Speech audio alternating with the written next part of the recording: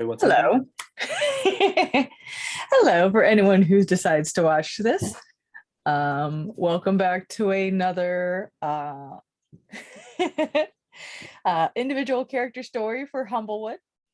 We are here with Gwen during your Oh dear. 11-month hiatus period. I'm so glad that it's in game and not in person. 11 months is a long time to wait, dear. Yup. Wasn't gonna do that. That would have been awful. All right. It has been 2 months since your last great adventure with the group of friends you've acquired. Peace is slowly establishing in the wood as a revitalized Humblefolk Council moves its attention towards the Scorched Grove, and the Bandit Coalition has dissipated into nothing. Friends and allies have come and gone from the mansion that you share, and you yourself have found a new project to occupy your time. However, enchantment has not necessarily been your specialty, and your efforts with the tapestry have been frustrating at best. Speaker Avery pointed you towards the Avium for research, but has asked you to meet her at Eliza's before you head in that direction.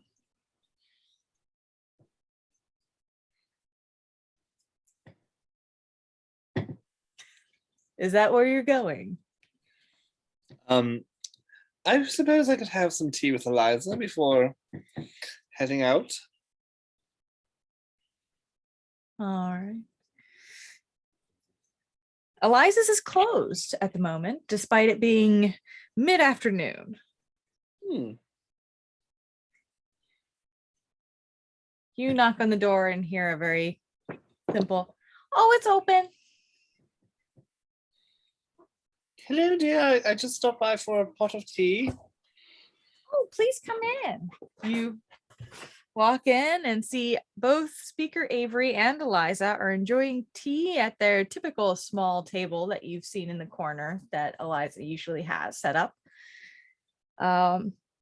And aside from some rummaging noises from the upstairs level, there's no children. Just not here. So it looks like it's just the adults enjoying some tea. Oh, good. You didn't start without me. Oh, we wouldn't dream of it. Hello, Gwen. Good to see you, dears. Might I, and she flourishes out some tea. Might I offer some? Of course. I would love for you to. I would love to try some of your tea. And Eliza sits there and goes, "Oh, yes, that certainly sounds wonderful. You've always made the best tea, Gwen." Oh, this one's special. It's from the Jackal's Jasmine. That is the name of it, yes. Yes, it's I don't think I've tried that place yet. oh, it's very, very deep. Have you tried their blooming teas? They are quite spectacular. Ooh, I do love a bit of magic with my tea, but I haven't had the opportunity. You certainly should try it. It's fantastic. No pun intended on that. Well, perhaps perhaps I'll give it a go. I've actually just been reading the most interesting thing I've found. Oh. Yes, she pulls out Heartweaver's primer, which at this point she's attuned to, and of course smells pleasing to you specifically. Well, I think it smells delicious. It smells delicious in general, but but I kind of like, for the sake of story, as you've attuned to it, the scent has matched something that you truly love, and it's much stronger for you. It's like molasses cookies baking in the oven. Oh, that is quite lovely. There's a knock at my door. Of course it's Dom during our recorded session that I'm playing with Sarah. What? Hi, Dom. Hey, Sarah. We're playing a one shot. Just you two? Yeah. Oh. It's from the internet. You can say hi to the internet if you want. Oh, what up, internet? Let's go, Gwen. Shout out to my boy, Evil Cereal. Sarah, you got it. I sent you a Yep. message. I got it. I had to print it because it's not editable. Yeah, it's not. It's everybody's looking at the same file, so I don't want one person to just edit it. Yeah. Consent is cool. Ask Henry Crabgrass. Enjoy your workshop. Okay. I love Henry Crabgrass. Sorry for the interruption, dear. It's been a day. We're closed. We're closed for the moment. Come back later. Oh shit! Sorry. But yes, this book is it's quite fascinating. It has spells that I haven't learned yet, and it allows me to change out spells and expand on my already relatively exceptional book here. And she pulls out her own spell book. Wow, that sounds quite impressive. Wherever did you find such a thing? I think I got it just after we reacquainted with Galen. Oh. That would have been several weeks ago. Is that correct? 2 months. Month. Oh, can't keep track of the days these days. It feels like it was only last week. But also, what is time in D&D? Okay. Yeah, it's fine. Oh yes, the Necromancer's Tower. Yes, I heard some disturbing rumors regarding that when you first returned. Oh, well, I think aside from letting most of the people escape, it went rather well. We were able to save that fellow, I believe. Yes, Alden is back. I will, let me pour the form. It'll be some tea in me. Gwen needs some caffeine. Yes, this will spice you up too. Woo. All right. Well, I could not detect anything nefarious about this book, so I will say that all of the spells in it seem to be of the illusion or enchantment, but it's hard to judge. For example, this one, she turns to page 16. This one allows you to take control over another person, which I think is very necromantic, but when used in the right circumstances, could be beneficial. And then, of course, there's this one. She turns over. Modify memory. Now that I'm reading this with you guys, gal pals, this might be a necromancer's book. Well, it sounds like most of the spells that you've described are enchantment and illusion. They don't appear to be necromantic in nature.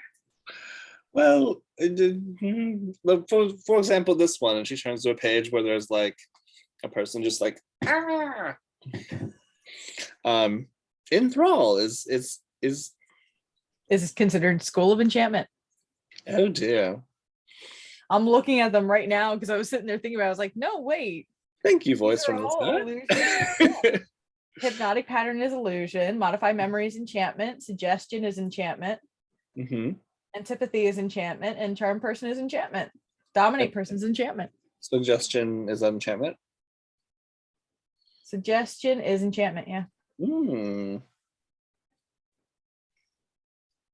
Oh yeah, when you cast an enchantment spell, you can spend 1 charge to impose disadvantage on the first saving throw. Okay, all right, okay. The only one that's illusion is hypnotic pattern. Mm-hmm. But super helpful. Anyway, yes, as divination is by, as you know, You've all had a tarot reading from me at some point. I prefer to glimpse into the future. However,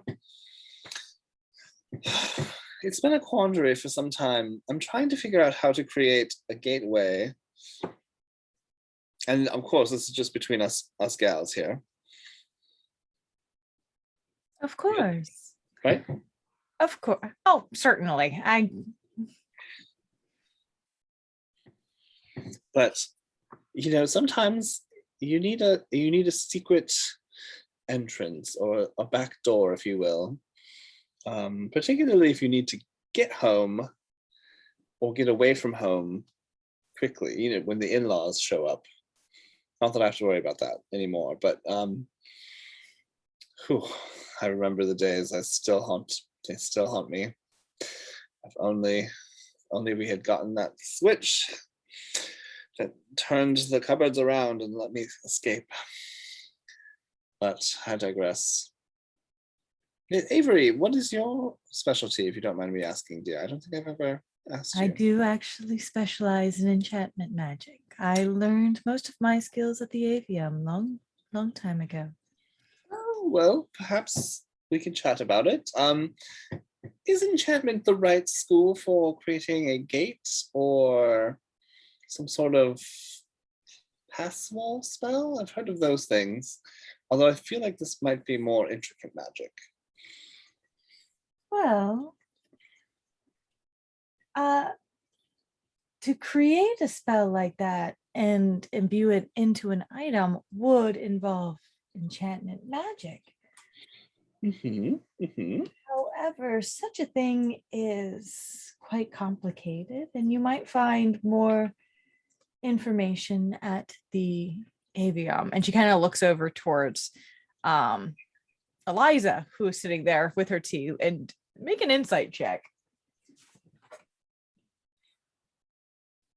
I have a modifier for that. Oh, good. 11.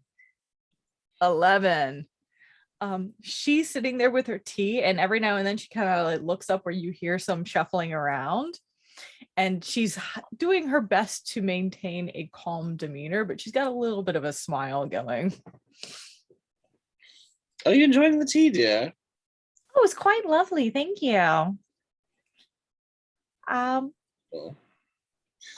the Avium. And you hear a voice you hear coming down the stairs, little footsteps. And down comes Ramona. It's been a while since you've met her. She's grown considerably, and she seems to be wearing lavender robes that have a delicate vine embroidery along the trim. Oh my goodness, dear. Did you get into the Avium? Well, and she kind of like looks over and she looks over at Speaker Avery, who's like, I might have noticed some of her talents and pulled a few strings, and she'll be starting shortly. However, and looks over at Ramona, who's just like, I have to head that way in a couple days, and I was kind of hoping that you wouldn't mind taking me there. She's still very fidgety and shy. Ramona, dear, come give me a hug. She'll like stand up. I'm so proud of you. She is beaming excited at this idea and this opportunity. Mind the quills, dear. It's all right. So is that a yes? Of course. I can see my son while I'm there, or at least give him an excuse to hide from me. Thanks. I've been packing for a couple days. It's gonna be Oh, different, but I'm still excited. Well, you have nothing to be nervous about. You're quite talented. And if anything, the school will have something to learn from you by the time you're done. Yeah, that would be the day. Have you thought about a specialty? Well, and Speaker Avery goes, we have already been working a little bit in the School of Enchantment, as that is my own specialty. She's proven to be quite adept at it. And Eliza is I was gonna say detect thoughts, but I was like, everyone in this room will know exactly what's happening, so I rescind the urge. well, not necessarily Eliza, Oh, true, but the other two. yeah. Yeah, Eliza is sitting in her chair, and now that you are aware, it's a full beaming proud smile. Mm-hmm. I'm so proud of you, dear. So like, mwah, right on the top of her head. Would you like some? I brought some tea that's quite fruity and very, very pleasant. If you want some. Sure, I guess. Yeah. Okay, all right. Plus, we have all these pastries. I don't know when we're ever gonna run out of them, but she pulls out like a little satchel, and, like just puts out like a tiny plate that she already has like covered, and like just takes the cover off. It's just crepes and Yeah. and donuts and little cakes. Yep. Full on tea party at this point. Yeah. Yeah. Well, what best way to get there? I think everyone else in the house is sort of running around and doing their own thing. I have arranged for there to be a carriage to take Ramona and you, now that you're willing to guide her. I wasn't sure at first. I did not wish to assume. Oh, but no. it is quite a bit of travel, but the route has been prepared and your travel method is ready for you. All right. Let's see here. All right, I will just. When would you like to leave, dear? It looks like you're ready to go yesterday. Well, it takes a few days to get there, and my classes start in 2 weeks. So, whenever you're ready. All right. Well, have you already gone shopping here to get any? Do you need a familiar or? Those are some of the things that they teach our young friends to summon if they require it for their skills, and most of the supplies and foods and such will be provided. But, and then Eliza speaks up and goes, I run a general store. This is kind of what I do. All right. Yes, of course. I'm so proud that I can't think straight. All right. Well, tell you what, while we're in the carriage, we'll have some time to talk, and perhaps I can teach you a thing or two to help you get an edge on your classmates. Okay.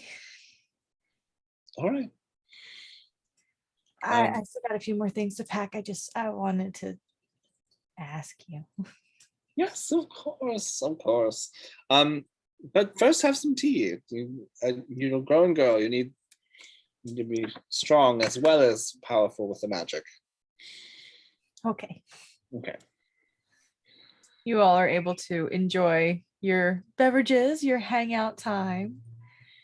And when you're ready, is there any shopping you want to get done before you go? Or do you just want to? I have enough stuff. Yeah, I'm good for now. Okay.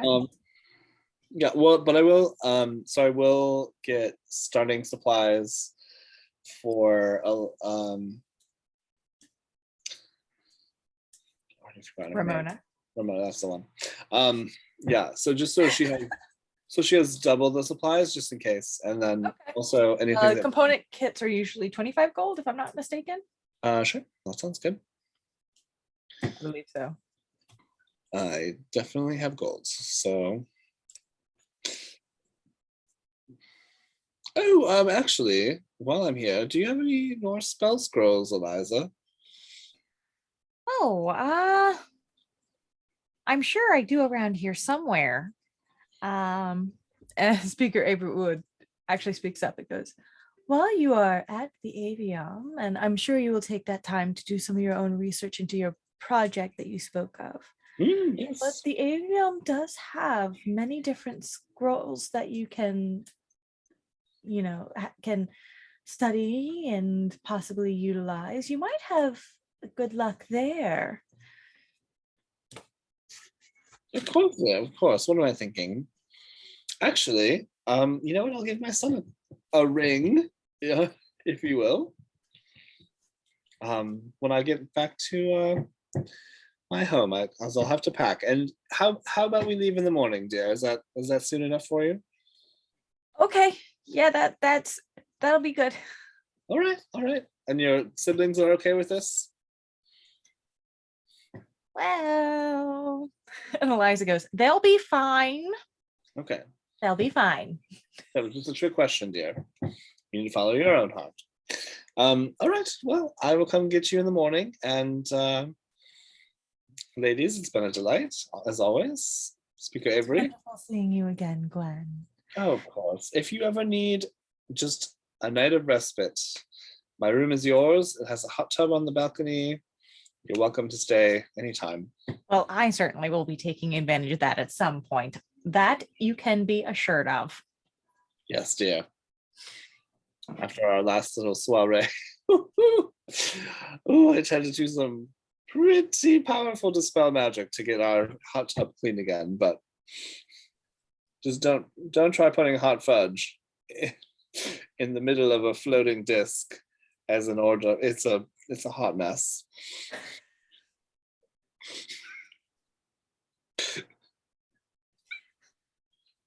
Is this Brian speaking or Gwen?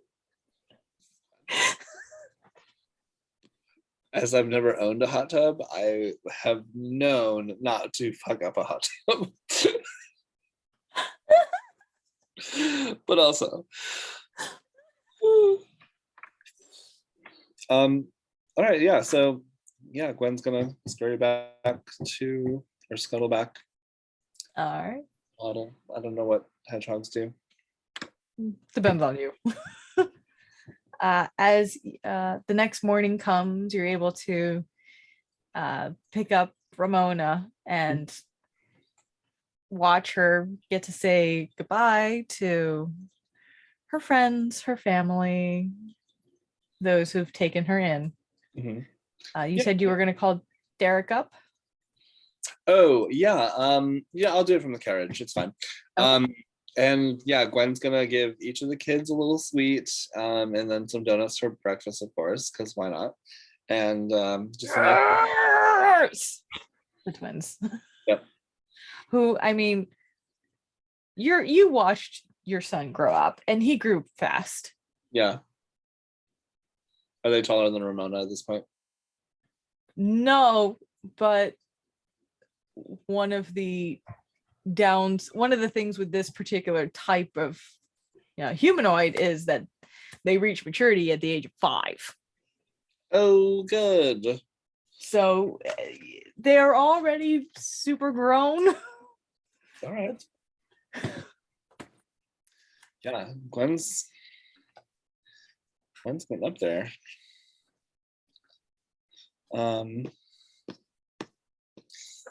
Okay, so yeah, we'll get in the carriage, and I'll have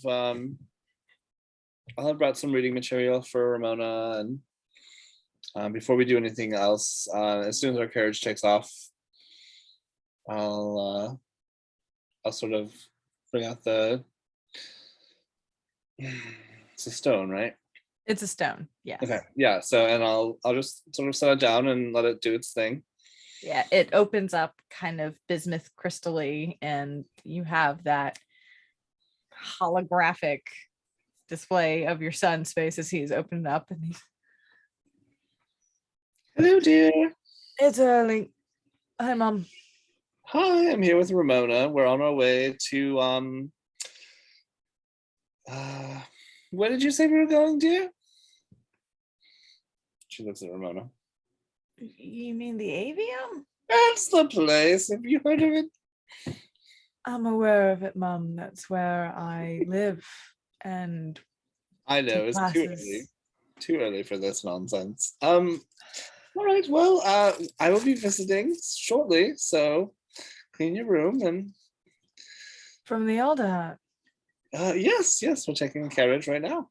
Oh, you're taking carriage, so it shortened it a little bit. Well, I guess I'll see you in a week. Yes, give or take. We'll see how the journey fares.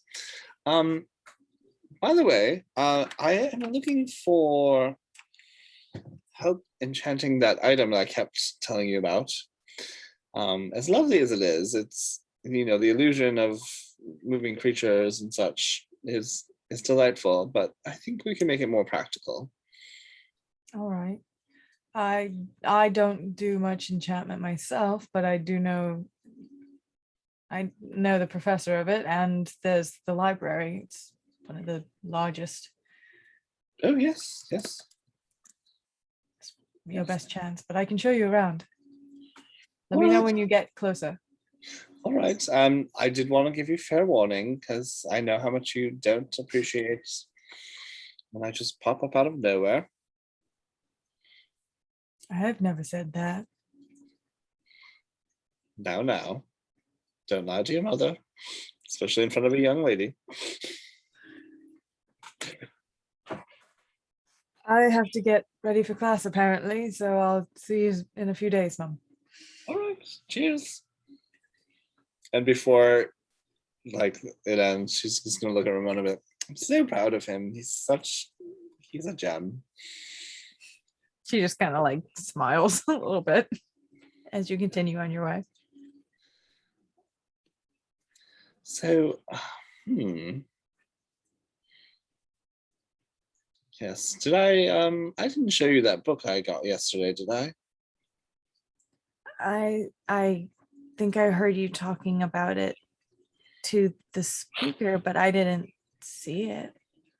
Oh, well, here, and she'll pull it out. It's a rather curious item. It allows me to alter the spells that I've prepared, and it can also have other effects on magic users. Oh, that seems kind of cool, actually. Yes. However, I do believe it belonged to a necromancer, and so I'm trying to figure out whether or not I should hold on to it. Um, that seems a little intense. Well, my dear, you're about to go to a school for magic. Everything's going to be intense. That's true.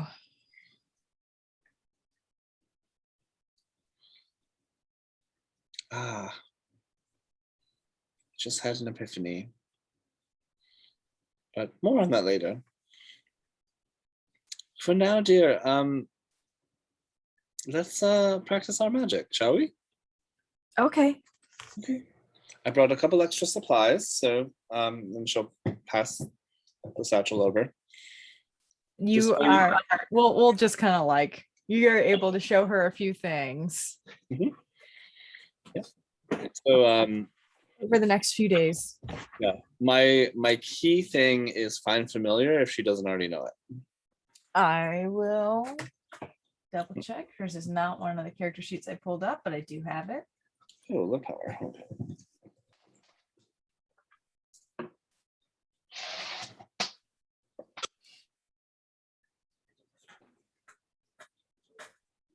By the way, I did order a pizza. After all of that. I did, yep. And not the good kind. definitely the cheap kind. All right, so you are able to show her Find Familiar.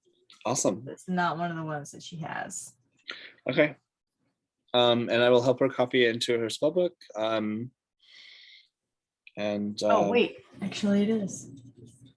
It is one of the ones she has? It is one of the ones that she has. Oh, good. Okay. And then does she have comprehend languages? No. She does not. Okay. I will teach her that then. What level is that one again? Oh, yep, got it. It's first level. Cool, I got it. And I will I just wanted to see because it's all alphabetical, but by level. So I didn't know how far I had to go down the list. Yeah. So we'll practice Find Familiar so she can have her familiar ready to go. Okay. What does she choose? Considering her personality, Mhm. you know what? She probably would actually choose and she's a little bit like embarrassed about it, but it's a small, deep red squirrel. Oh. Why does this remind me of Zinzi's here?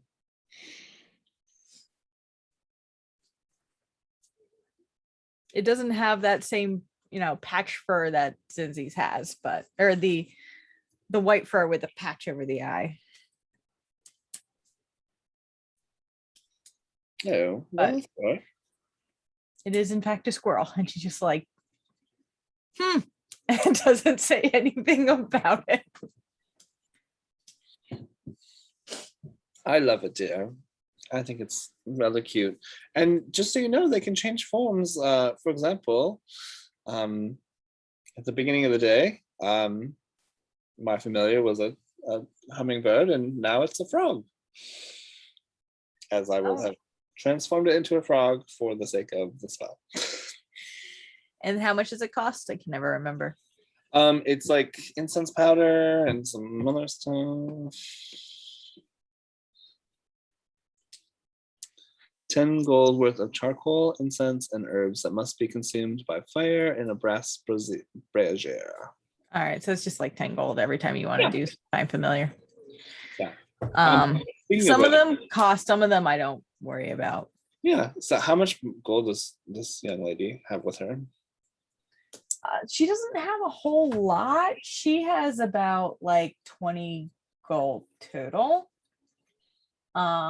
All right. Because Eliza wasn't going to send her with nothing, but yeah, of course. She's also very young and on the open road. Yes. Well, here, dear. It does take a little bit of gold and supplies to change your familiar. So until you find something that you want to stick with, whether it's the squirrel or anything that you choose, and she's gonna hand 100 gold. Holy shit. In a pouch. But also, don't tell anyone about this. This is your secret stash in case there's an emergency or there's something that you just absolutely have to have for your magic.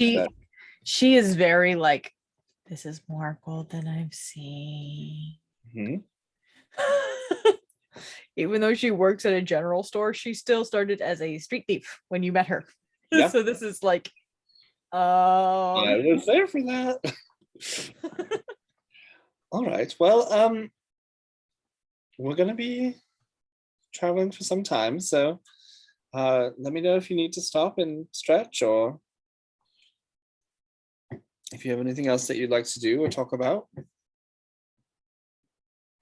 Okay. The trip is relatively uneventful. The crisp winter air beginning to roll in. Ramona is nervous, yes, but excited for this opportunity. And finally, after about 6 days of travel, you are greeted with the sight of a tree made of stone, rivaling the alder heart. As in they're like both fighting each other right now? Like In size. Okay. Rivalry in size. trees formers? The view is a spectacle. Far greater than that of the Alder Heart, as there are floating circular platforms containing sections of this university slowly rotating around the tree. Instead of branches and leaves, you see what look like stone platforms clinging to the cylinder, waiting for their platforms to their circles to circle back towards them in a line. A small staircase set in stone leads to an entryway where two perch guard are standing at their post. I would have messaged my son before, like the day before, just to let him know. Yeah. He is down by the door, in between the perch guard, just kind of waiting. It looks like he's just like flipping through a book when he hears the carriage pull up, and he just kind of tucks it away, and it's just waiting for you to walk up the stairs. My son, my baby, my joy, come over here and give me a hug. Hey, Mom. And he comes over and gives you a hug, a kiss on the cheek. Mom. And I believe I've only met this little one once, looking down at Ramona. Ah, yes, Ramona. This is my son, whose name I know, and Derek. definitely Derek.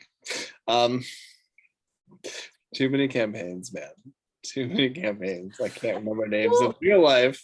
Well,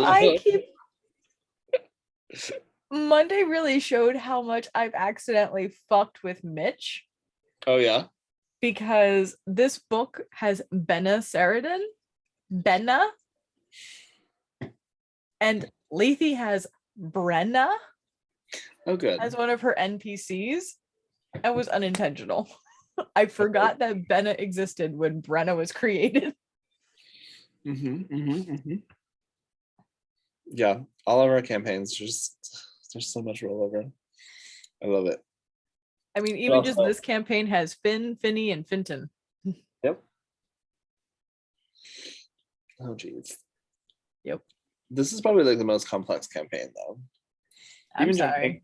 No. It's a compliment. And also, even Gem Kingdom, there's a lot of names, but it's like, Icarus is just like, yes, this is Alicia Qua.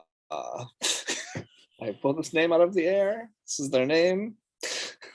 Well, we need to have some. I just establish a couple NPCs, and the rest I make up, and I just hide it very well. And create a binder. It's fine. Oh, that binder is so not updated at all. I am not good at taking notes for a DM. I write pre-session notes, not post. Yeah. I'm excited though. All right, diving back in. Yes, diving back in. Ramona, Derek, Ramona. Welcome to me. Well, I suppose I'll give you the tour. And he leads you. Hold on, dear. Gwen is gonna cast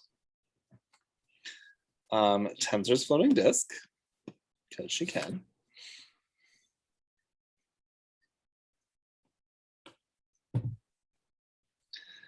And there's a floating disc that she's going to put their luggage on and just have it sort of like trailing behind us as we go in. Right. Ramona, dear, you can put your stuff on there too if you like. Okay. She does. It's good to have magic, isn't it? Certainly is different. And your son leads you on a grand tour. Here's where I jump to the actual book. Wow. Oh dear. So there are multiple layers Yep. to the Avium itself. There are the 4 discs that float around it.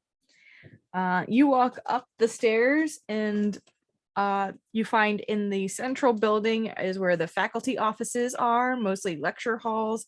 There's a large communal dining room and an infirmary that are all located within the central building, as well as a perch guard station in the middle of all those central buildings that serves as a headquarters for the campus security forces.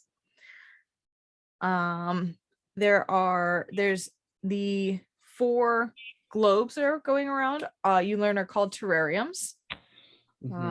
They are the 4 terrariums are circular stone structures with bowl-shaped bottoms that are mostly flat surfaces. They contain magical spherical fields which allow matter to pass through, but are designed to shield and contain magical blasts. This keeps the surrounding structure safe in case of an accident. 3 of the terrariums are 200 feet in diameter, and they contain different biomes and are used for natural research. The 4th is smaller, only 100 feet across, and is located higher up. It houses a security building as well as a jail, both overseen by the perch guard. Oh dear. There are the towers. The floating towers are between 40 and 80 feet across, and they are the oldest structures orbiting the central tree. Some house libraries and small classrooms on niche subjects, mostly for advanced students of a particular school of magic. Others contain laboratories for practicing spellcraft or testing arcane theorems and brewing potions. So that's another thing that orbits it, but it's not one of those domes. At the very top of the tower is the dean's office, which is currently closed, so you don't get to enter there. Okay. It's It is a historical part of the building, having been used by every headmaster of the Avium since the college's founding. The central building also houses dormitories, but those sit they sit higher. Central building 1. So they sit on the floor above where the central building itself is. And those are inside of the tree. And at the very bottom are the lower library, and that is mostly, it says the lower library consists of a series of rooms or corridors shaped from the inside of the tree stone root. Unlike many of the classrooms in the central building, which have been remodeled, most of the lower library remains unchanged since the days of the Avium's founding. It contains the most dangerous and rare books, and only high-ranking faculty members and a few special guest researchers are privy to the contents within. So it is restricted.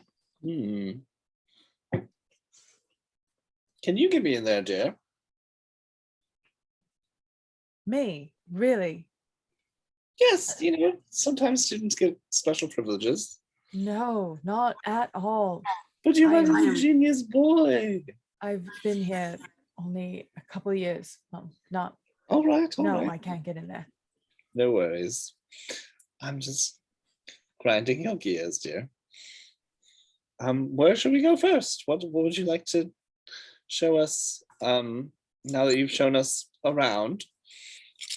Well, and it's about this time that you see a speckled Sarah Luma is kind of leaning off to the side, and Derek kind of starts heading over in that direction and goes, Joe. And she looks up from her books, looks over both of you, and then puts on a little smile and starts to walk over.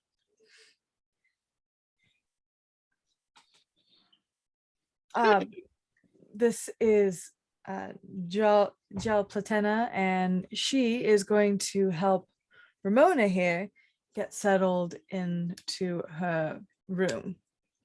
So, all right, dear. Before we depart, I if you want me to come with you, I will. But I think, if you want to settle in on your own, that's understandable too. I think I can go from here, but thank you. All right, well, hold on. Don't run away yet. And she's gonna sort of crouch down and just like, I mean, not very far because Ramona's probably as tall or taller than Gwen.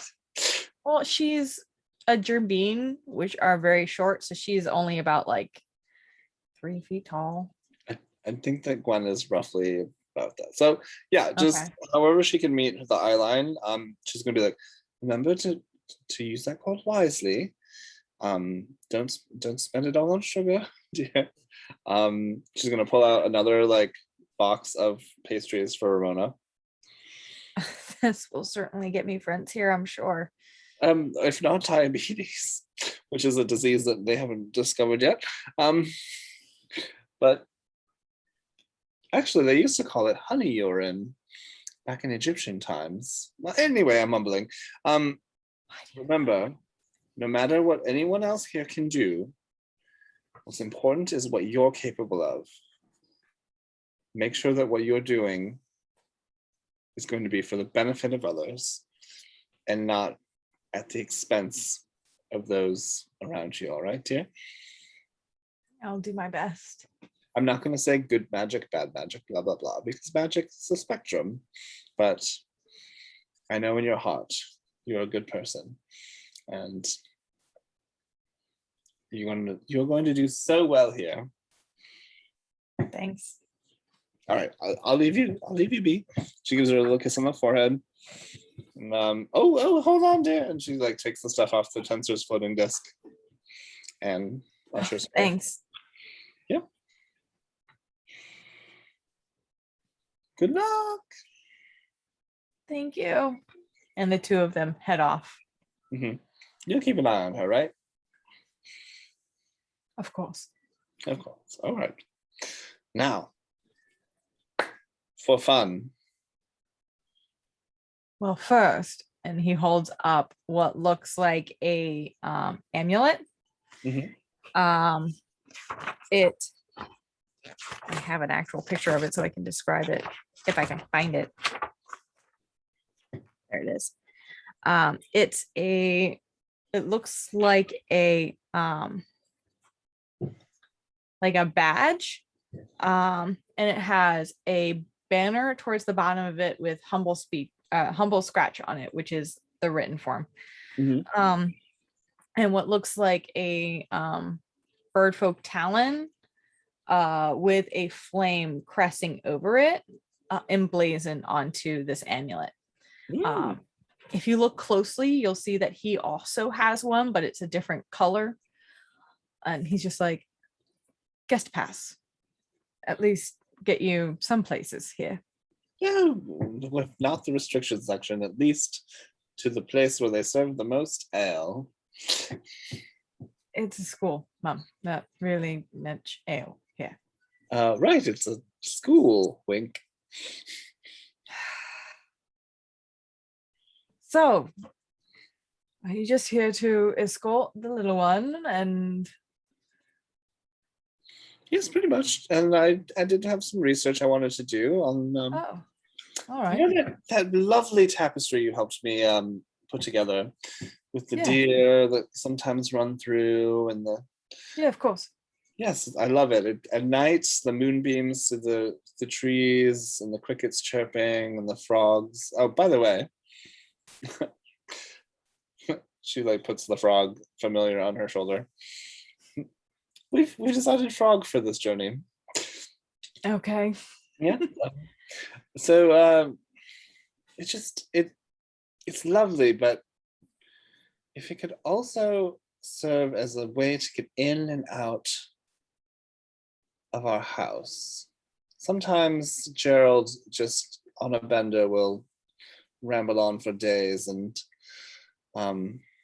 I just sometimes I need an escape, and my powder room isn't nearly as fortified enough to get me away from it. So if you don't mind, dear, is there a library that we have access to, or Oh, yes. Were you going to remove the enchantment and replace it with a new one, or just why would I do that? I love it. Sometimes it's easier to build a new enchantment on something fresh instead of building on top of an older enchantment. That makes a good point. This is why you're so clever. Oh. Anyway, dear. Well, let's go have lunch on me, and of course. And after that, we can go to the library. All right. Sure. So you're going to the mess hall first? Oh yeah. Unless, well, the mess hall sounds like it's the school cafeteria. Kind of, but this is the Avium, so it's a little bit nicer than that. Because you have a guest pass, you are able to eat here for free, Okay. which is a nice little thing. But are there restaurants and stuff? Not really restaurants. It's still a place of learning. But but it's I mean, it's more like a food court. Oh no, sorry. Not in the mess hall, like outside, like throughout the tree, there are restaurants and stuff. The right? tree itself, it's not a city, it's a university. Okay. Yeah, the Avium itself is the university. Is there I think it's the Right. best way to word it. I just want to take my son out for some nice food that wasn't cooked by somebody who wants to murder everyone. I mean, the nearest town is about a day's travel. Yeah, all right. I guess we can eat to the mess hall. But next time you come visit me, we're going to the fanciest restaurant I can find. It's really, the food here is good, Mom, I promise. All right. No Michigan stars, though. It's fine. It's all right. Do you just call them Michigan stars? Yeah. We're number one. I love it. All right, so you are able to get food, and it is actually quite good. It's better than you were expecting. It's not your typical cafeteria food. It's not, I can't even say it's like college visit day when they make it a little bit better. Like, it's even more so than that. But yes, you are able to get a nice meal. While you are enjoying your meal, you notice a couple things, and one of them you did notice during the tour, I think. Make a perception check. Do I have a modifier for that as well? I would hope you'd have a modifier for some things. Not very many. 22. 22. Okay, yeah. As you were traveling through, you noticed some bird folk skeletons around the building, which you've dealt with in a different capacity. You've fought them in the swamps, but here it looks like they're much cleaner, much more contained, and doing like janitorial maintenance stuff. They're very much there as creations for upkeep around the Avium. What an interesting choice. And if you ask, they are called skeletal servitors. Servitors. I love it. How are you, dear? Are you seeing anyone? Personal life going all right? I have friends. That's good. You don't have to be in a relationship. You can be in multiple relationships. I don't care. So as long as you're respecting the people that you're with. I'm not having this conversation with you right now. I'm really not. I'm gonna sit here and look at my soup. She's gonna wait, hold on. I have to remember what spells I have because I don't think I have. Okay. She's gonna use encode thoughts, and just be like, all right, hold on. Just gonna take out the momminess, like all the mom questions you ask, and she's just gonna put them in a little jar and be like, there, you're safe.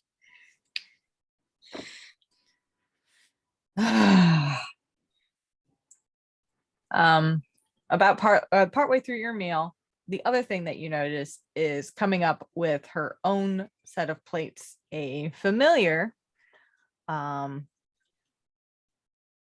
more dressed in a, not in the wizard robes, but as a staff, clothed, a familiar Mopok heading your way.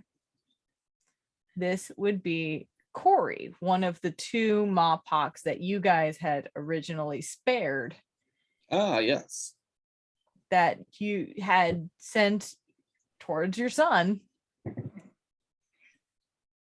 And she kind of starts heading over to the table, and then you see that moment of, as she realizes you're there, and she smiles nicely and sits down and just waves. You know, dear, when I sent you here, we didn't mean that you had to do everything for my son. Like, it's you can have your own life as long as I'm just it's so good to see she you. Just kind of like, she smiles and chuckles a little bit and then starts signing. And your son just kind of laughs and goes, she says that she just used the opportunity to get a job and has been perfectly fine and helpful. It's nice having her around. We've become pretty good friends. Oh, that's so good to hear. Does Gwen sign at all? Does Gwen have a reason to no sign? Not particularly. Would comprehend languages work for that? Yes, it is still a language. Okay. It just translates differently. It's kind of like text to speech. Okay. Just plays in your head, I think. Yeah. It's like, it's almost like instead of sign, it's an AAC tablet, which is, or for those who are watching who don't know, if someone has an AAC device, it is their tablet communication device. It's when they're like pressing buttons to point out what they need or want or have conversations. Yeah. So, but you kind of hear like that monotone voice. Things are great. The food here looks really good today. How long is your mother going to be here? Oh, and those tongues would be more appropriate. I guess language it hears. Yeah, none of these are. Yeah, some of these things are the way they're written in the spells are not the most inclusive. Yeah. However, sign language is a freaking language. It's in the name. And it should be included in that. Therefore, you are still able to understand it utilizing that spell. And just a point of interest, she's mute but not deaf, is that correct? From what you've gathered. Okay. So yeah, she'll be very like cautious with the speed that she's speaking, because you know Gwen is like and so yeah, she'll just ask how everything is and like have a nice pleasant lunch with them. Yeah, like I said, she's not deaf, so she's not lip reading. Right. So it's not like you have to worry about making sure that you're facing the proper direction or enunciating. But also, I want to give her a chance to respond and stuff too. Okay. Yeah. Yes. Yeah, you are, and she's always excited when someone is able to communicate without having to use an interpreter.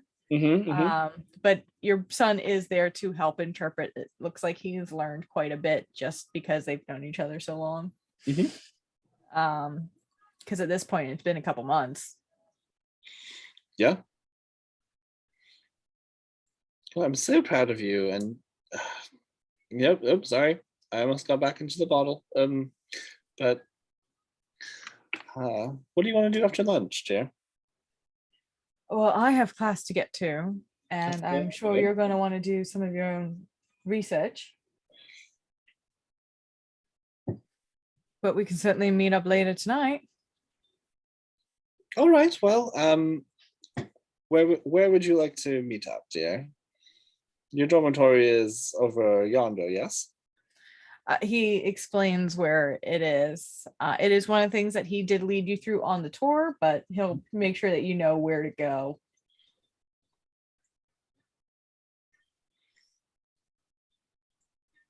No worries. All right. Well, I'll go check out the library then. All right. You head to the libraries, and it's kind of a little Hogwartsy, I guess, where like there's the library, and then there's like the restricted section.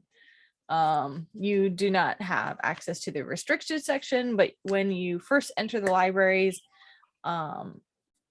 it's quiet. There's only a couple individuals walking around, including a older looking Strig with teeny tiny little spectacles just balanced on the end of his nose, deep red robes with a blue and gold thick trim to them, Mhm. that's also kind of buried in his own research.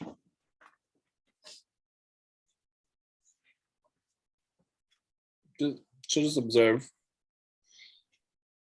Doesn't And pay you any mind. yeah. Wait, they're not the person I need to talk to, though, right? About books and stuff? They're not the librarian. Make a Librarian check? insight check to see who you think would be the one to talk to. I have a modifier of that too. Again, I really hope you would have a modifier for most of these things. You guys are level 8. Dirty 20. There, I think anything that's strength or dex related, I have no modifier. So yeah. Dirty 20. As you're looking around, he does seem to be the person who is best able to help you. And anyone else looks too young. They look like they're probably students. Okay. Give me 1 second. I'm gonna have food delivered in like allegedly 15 minutes. But I'm gonna turn my light on real quick. Okay. So, when it does get delivered, let me know. We can pause the stream or pause the recording and take a little break. Okay, sounds good. All right. 1 second. No one needs to see all this butt. While you're doing that, since I know you can at least hear me, I will say something that you might have noticed is you've seen Corey. You haven't seen her brother at all. Okay. Would I have brought that up? That's up to you. Would you have brought that up? Out of just manners, yeah, probably. Okay. If you brought it up at the lunch, Corey looks well, when you're done, make an insight check of that.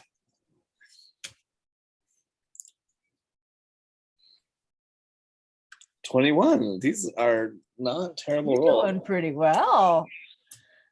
Thanks, yeah. Steve, beyond.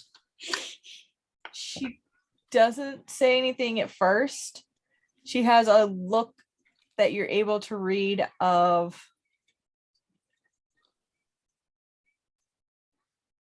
a little bit of sadness mixed with a lot of irritation that she's trying to hide. And your son just kind of looks at her and looks at you, goes, he left a bit ago. Had a harder time fitting in. How long ago would you say? I don't know, maybe a month, something like that. So outside of the realm of a locate creature spell. I've got it. It's been a bit. Yes. I'm sorry, Jared. The range is, I think, 1,000 feet. She just immediately like and like and it's just going off and you're just like he's a fucking idiot. Um like he'll come back when he's ready, when he stops being a when he grows up, kind of a thing.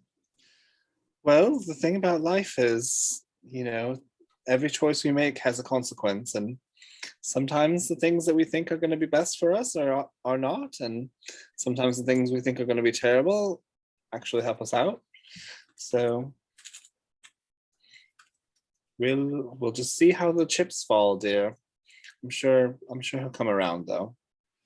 And then whoop, back to now. So you're in the library. You think you found the person in charge.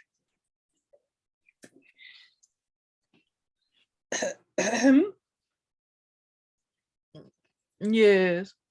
Oh dear. I'm so sorry to disturb you. I'm actually looking for information on enchanting an item so that you can use it for teleportation or transportation purposes.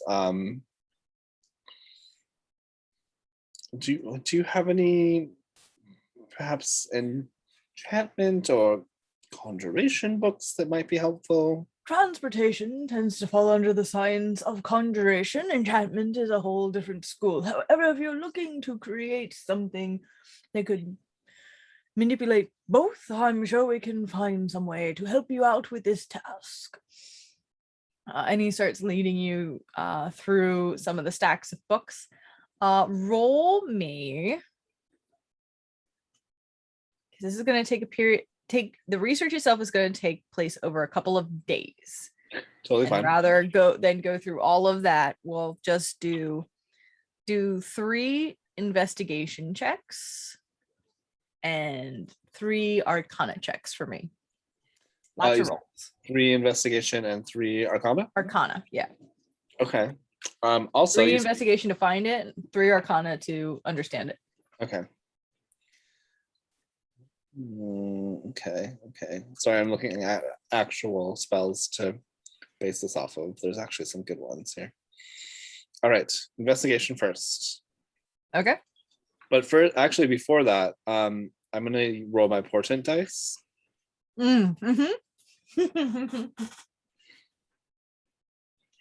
It has been quite a few days since you've last done that. Okay, so I rolled a 4 and an 18 on this day. Okay. So now investigation. So first one is a 12. Okay. The second one is a 13. And the last one is a 17, but I want to use that 18 to make it a 22. Is that right? Okay. And then your 3 arcana checks. Okay. I'm not as worried about arcana. Yeah, 24. Less than that. 26. Okay. What was the less than that? 14. Okay. And you can see all my rolls in the game log if you. Yeah, I have it open right now to a different campaign because I keep my NPCs in a different campaign for the sake of my sanity, because there's so many of them and I don't need you guys being able to look at all of their character sheets. That's fair. I'm going to open it to that campaign though, so I can see it. You're right. I mean, it's not a big deal. I don't mind telling you and repeating because I'm humble. Absolutely. But yes, so oh cool. I found the game log. The first couple days are a bit rough in finding what you need, because this library is massive.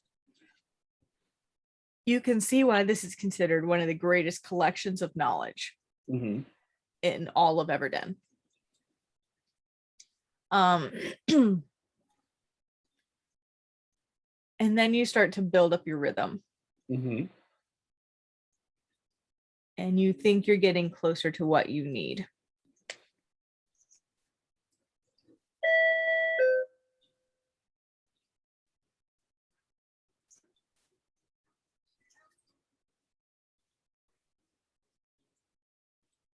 I don't think Why does your phone have a doorbell? No, it's not.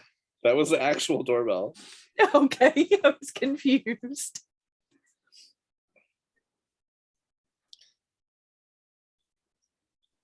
I'm just trying to figure out if my phone got stuck.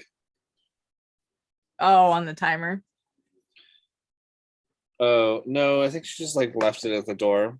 I think my food's here. So All right. In that case, we're going to take a few minute break. We will come back to this in a little bit, peeps. It's a break for us, not for you. You guys are jump right back into it. It's going to be like 20 minutes of not past.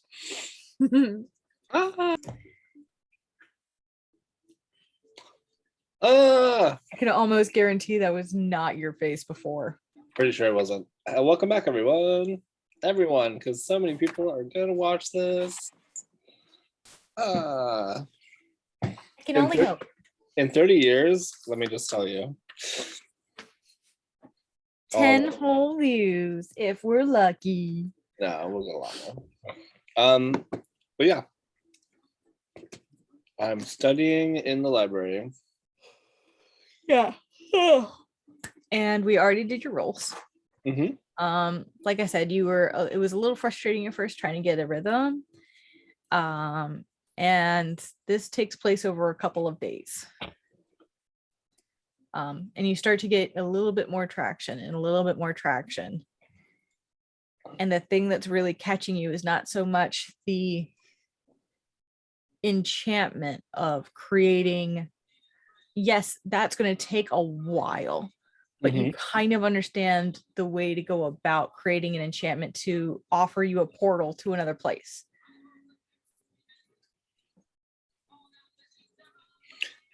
If I may. Okay. Since it takes multiple days, I just rolled my portent dice for day 2 and got a natural 20. I will consider that. I will include that. Okay. That gets you a little closer. The thing that's catching you the most is splitting it over different locations to go to. And where to place those locations. Okay. You're like, oh, it could just go anywhere.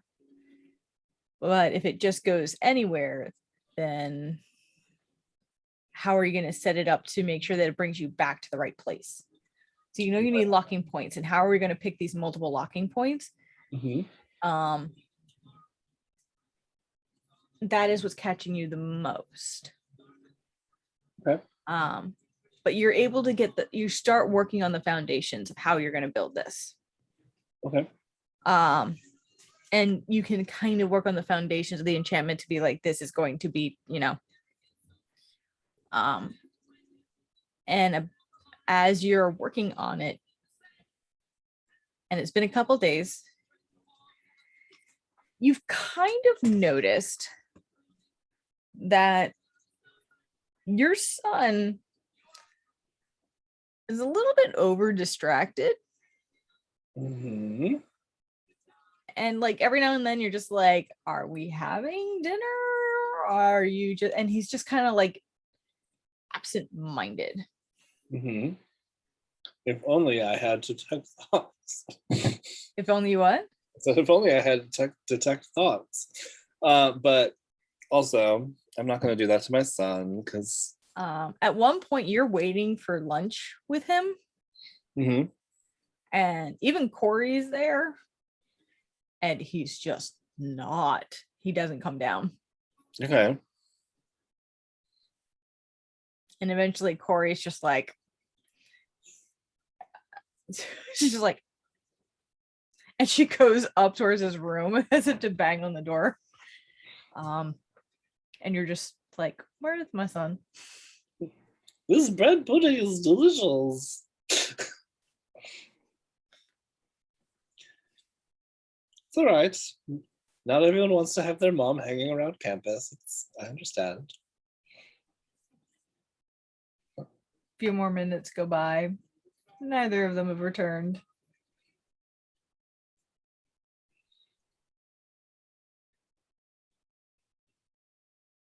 Close out the communication stuff.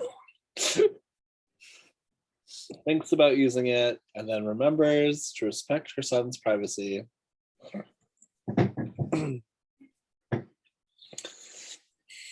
Pulls out the Heartweaver's primer. After a few more minutes, Corey does come back down and is just kind of like standing at the entrance of the cafeteria looking at you and just goes,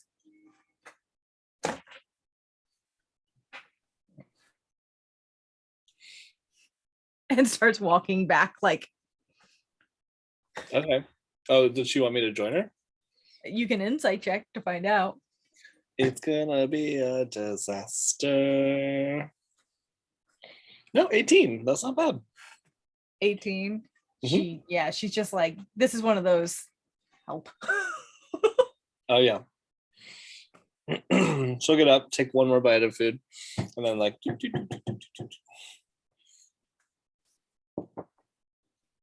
hello, darling. You hear a lot of shuffling around, and eventually you hear, what? Yes. Oh shit. Sorry, I'll be down in a bit.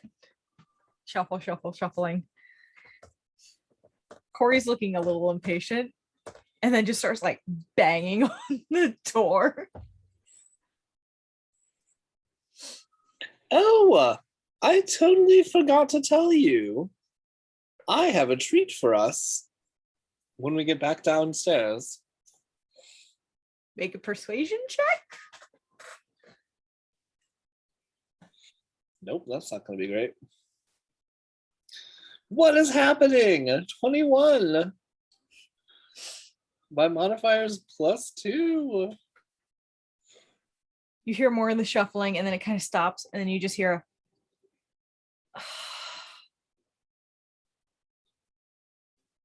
and the door opens just enough that you can see his head poking through. He's like, I'm sorry, I got really caught up. What did you want to show me? Caught up with what, dear? Just working on a project. All right. Well, we can always do dinner together. Make an insight check. Is there a person in that room?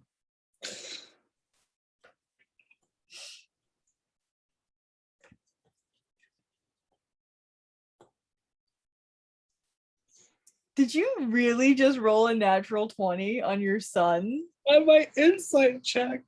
It's so perfect because he is your child. You would know him the best. And that's without advantage. That's crazy. Or portent. He is. You've known that your son can get caught up in stuff. Mm-hmm. And so you were like, okay, maybe that was it. And as you're looking at him and the way he's kind of like, hi, Mom.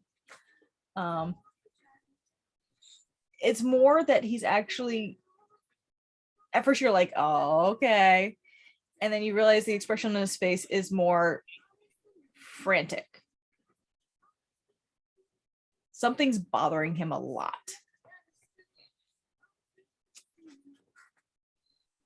Darling? Mother? Open the door. Or I could just meet you downstairs in like 5 minutes. Don't make me use this new book I got. She's not known for her patience.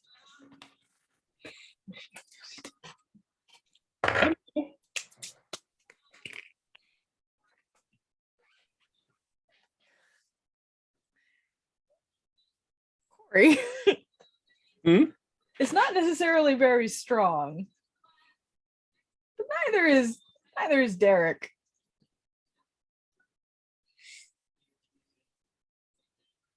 Well, he's stronger.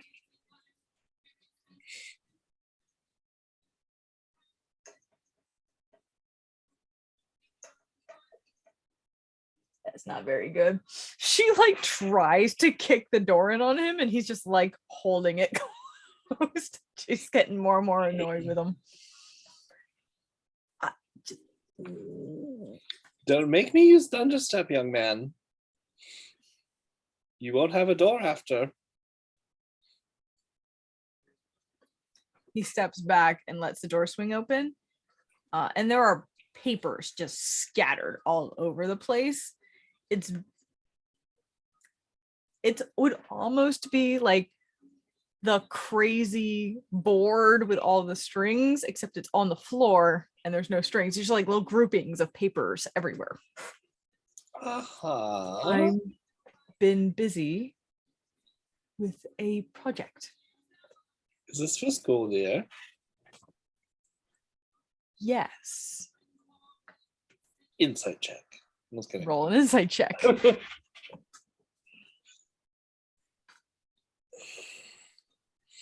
Darling, you know I love you. And I promise to stay out of your head. It was a 10. But you're not really giving me a lot to work with here. So just spill it. Spill the tea. It's all right. Make a perception check. Perception. That's even worse. 7. It's a weird lot of mess around this room.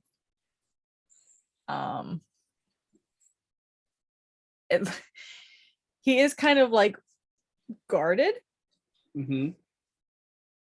She's like, why aren't your clothes in the hamper? Ugh. Oh no, that's all clean. Everything around is the papers that are just kind of scattered around. Oh. Yeah, What? this is all just like whatever he's been doing is really bugging him. And he's just like, there's papers all over the floor. You rolled so low on your perception. It's all right. You know what? I don't need to know the details. How can I assist you? Are you looking for a person? Are you looking for a solution, an answer? Let's figure this out together.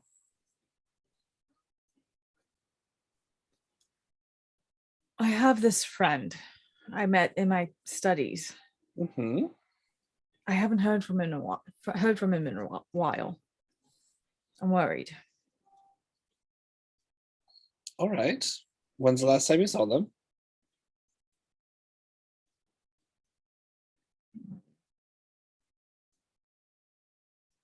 About a week.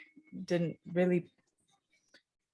It's not unusual, but normally we would have met up by now, and I haven't heard from him. Are they typically in the Avium? No. Okay. Where are they from? It's just the 3 of us, dear, and little frog. Make a persuasion check with advantage because he's your kid. I am your mother.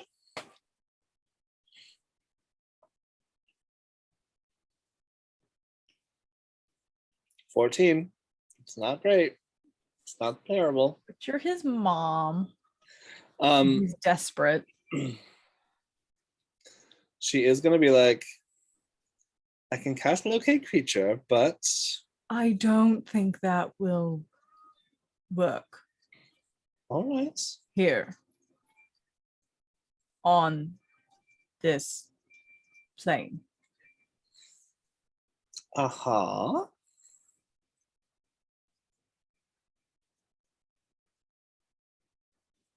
All right.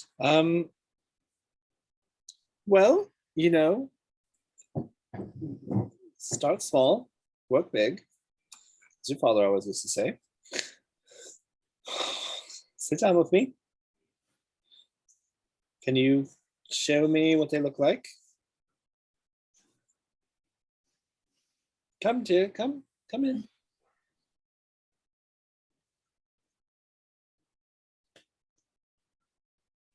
A while ago, I was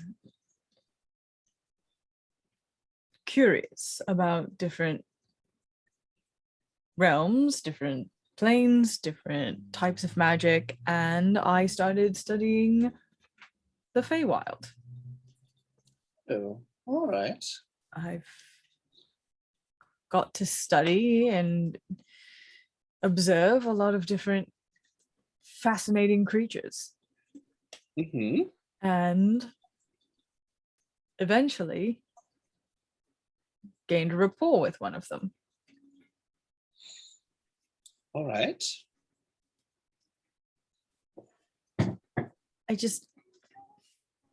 The issue is getting there. He usually helps me with that part. But I think, and he starts like scrambling around at his papers, like he's gone back into like that work mode. And as you're now that he's pointing it out, you notice that all these papers really seem to be about did you just roll a strength check? Was that you? No, I don't think so. This is an unknown player rolled a strength check. I'm like, of what? Corey? It just gave me a notification from an earlier when she tried breaking down the door. It just like popped up now on Derek's page. Oh yeah, sometimes It's latent. Yeah. But you can see that most of his papers are about the study of the Feywild. And it's all right. It's all right. I've got you here. Sorry, God. And ley lines where different energies converge. And he's like, I think there's a place not far from here where I can access the Feywild from here without his assistance.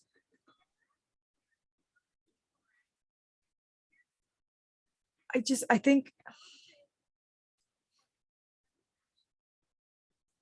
I'm just gonna check it out. I'll be back. I promise. I'll be fine. Well, hold on there. Sit down. Detect magic as a ritual. So literally just sitting there for a minute, just don't move.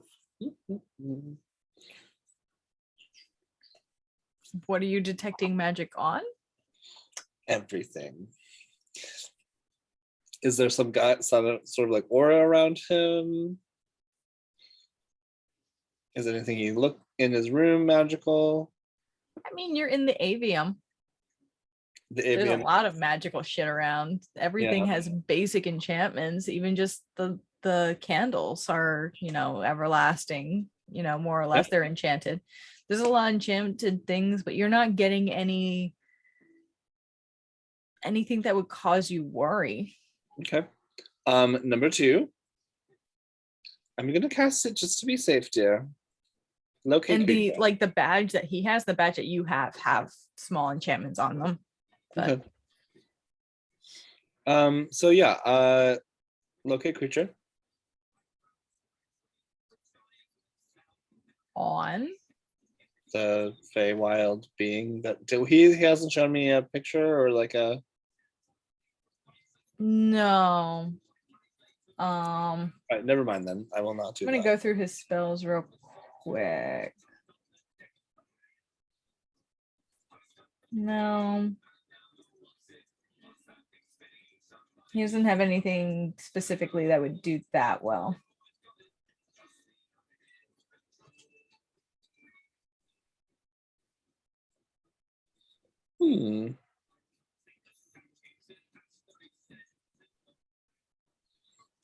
Interesting. All right. You said you wanted to go maybe try to find a ley line to. Oh, do you understand these? And he's pointing at some of the charts where it shows like the large.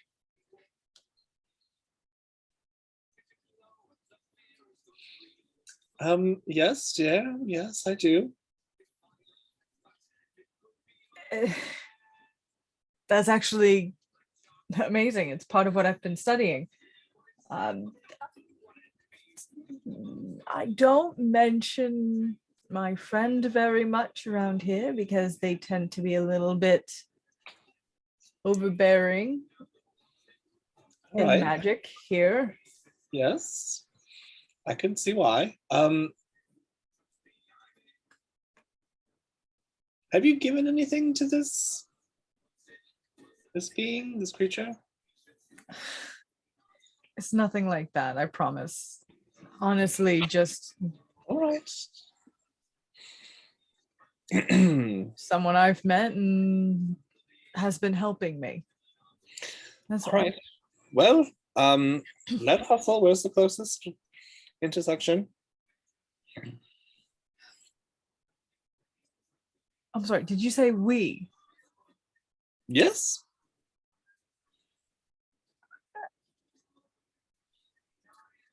Adult? Barely adult. I'm an adult. By technicality, yes.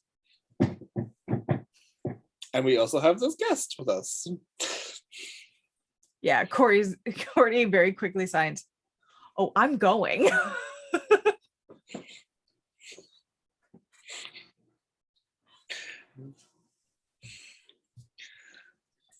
Well, let's go.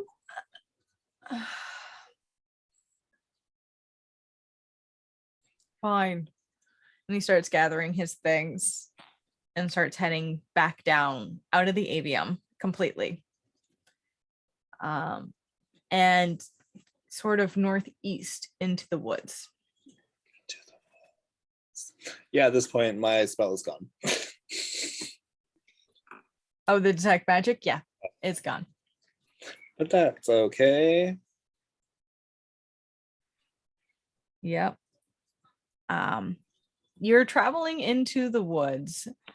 And he's every now and then you almost see like a glint in his eyes. As you're traveling.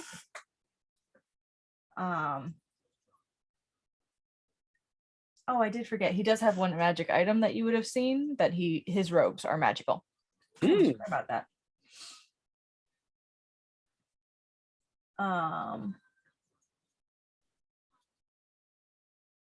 But yes, you're able to continue at traveling, and after a while, about 15 minutes into the woods, at a relatively fast, he's speed walking.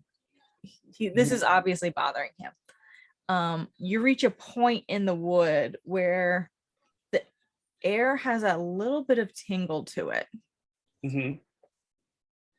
And it looks relatively normal, but there's something in the atmosphere that just, it's like that feeling before lightning strikes. It's like when it's like during a storm when the air feels supercharged. No, I've felt that before.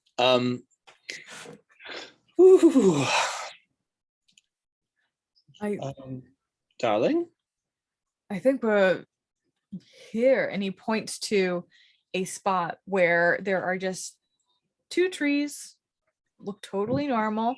mm-hmm. Thinner trees that kind of the branches towards the top begin to kind of touch each other. I think there.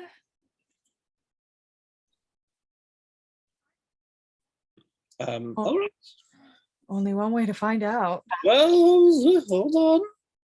Let's wait a moment. And detect magic again. As a ritual. There is a very strong magical presence in between these two trees. Okay. All right. Would you like me to go first, dear? Let's just go. And he starts walking. All right. I don't think I've been to the Feywild, at least in a while. As you step through those trees after your son, your vision changes completely. A beautiful grove of incredible colors just assaults your senses. Deep scents of flowering cherry blossoms mixed with an acrid smell of a natural decay. It's glorious. Though the rush of its beauty is quickly overcome when you notice tossed dirt, broken trunks, splatters of blood from a struggle.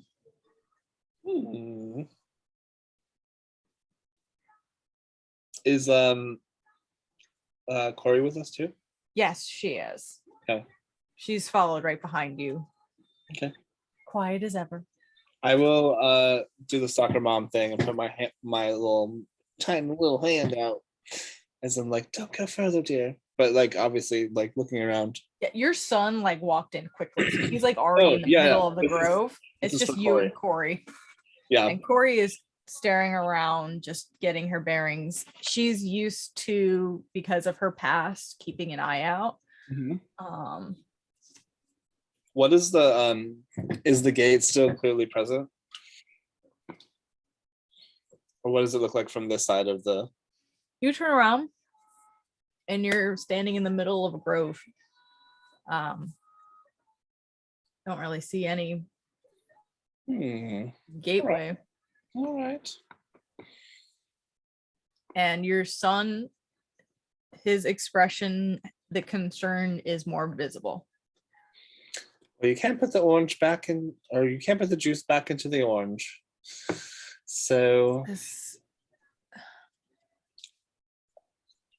is one of the places I would meet him. This is where I wasn't expecting it to take us right here, but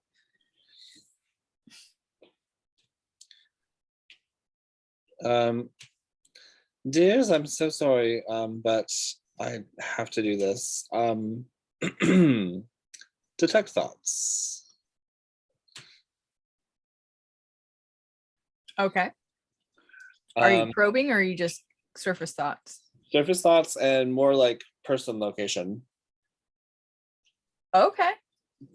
The Feywild is funny.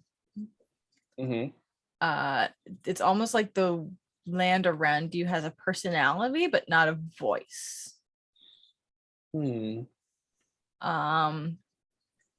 There's lots of little creatures around that you can't see.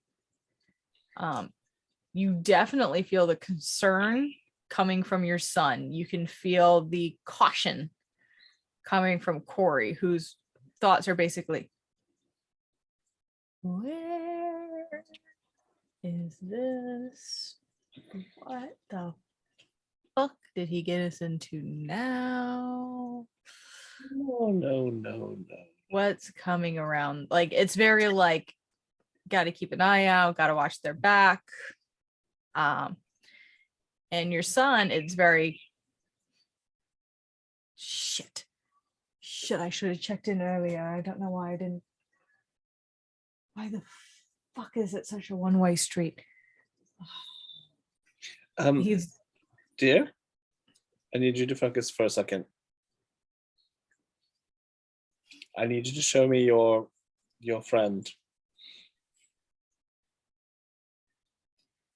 And he does think about his friend, and the vision that you see is a huge, standing, proud, tall, golden stag with similar golden eyes. And there's always like a perpetual breeze blowing around this creature. Okay. Very regal.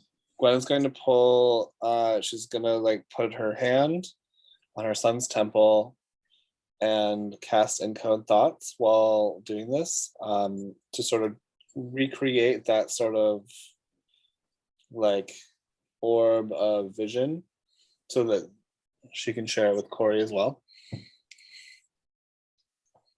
I really need to read encode thoughts more because I assumed that was words only, which is why he did not use it in the first place. He has that spell. Oh no, what we had done, remember with Gerald, Oh yeah, I totally forgot about that. Wow.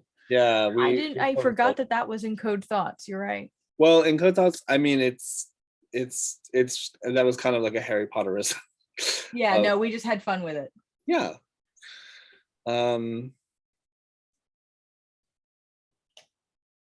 Yeah. I'll say it's just because of how he's learning, he hasn't learned that trick with it yet.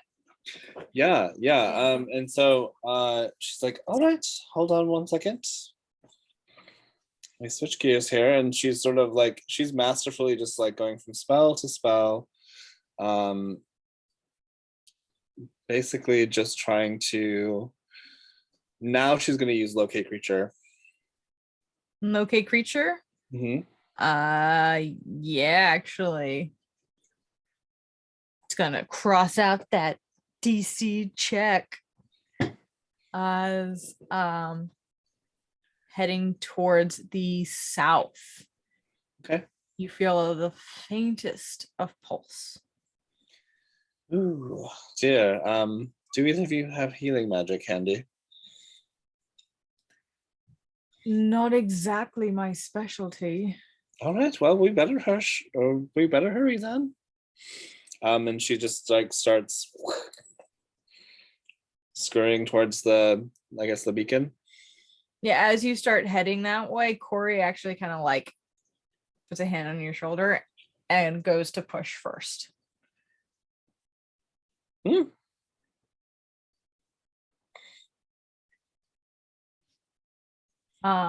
And the three of you head off in that direction.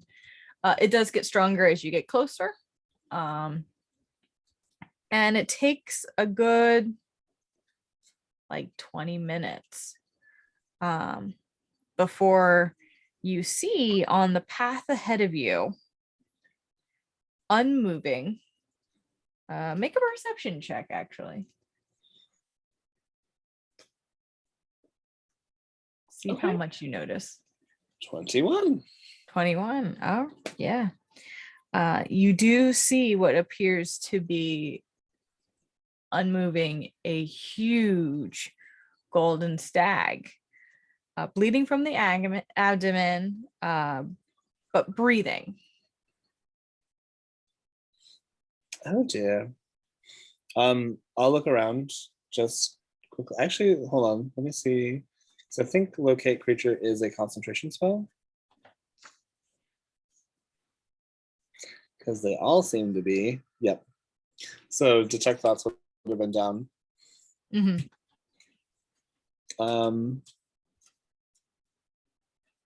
Oh dear, I don't have time for that right now. Hello, you are a friend of my son here. Don't be frightened. Are you going up to this creature? Oh, hell yes. Are you just walking up to it? Unless there's anything signaling that this looks like it's dangerous. There's a creature who is injured, and she is gonna just sort of like. Okay. I mean, you don't see anything. Okay. I'm an old woman. Unless you want to make a perception check just in case. Just in case. Nope, that's an 8. 8? Okay. You don't see anything. Excuse me, dear. You seem quite hurt. Before you even get all the way up to the creature, Derek is also like taking off in that direction, and Corey is just like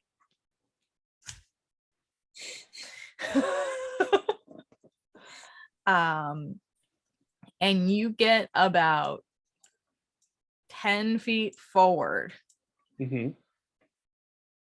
when the ground begins to rumble around you.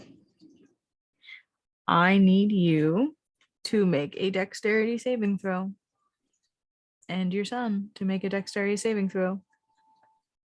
Or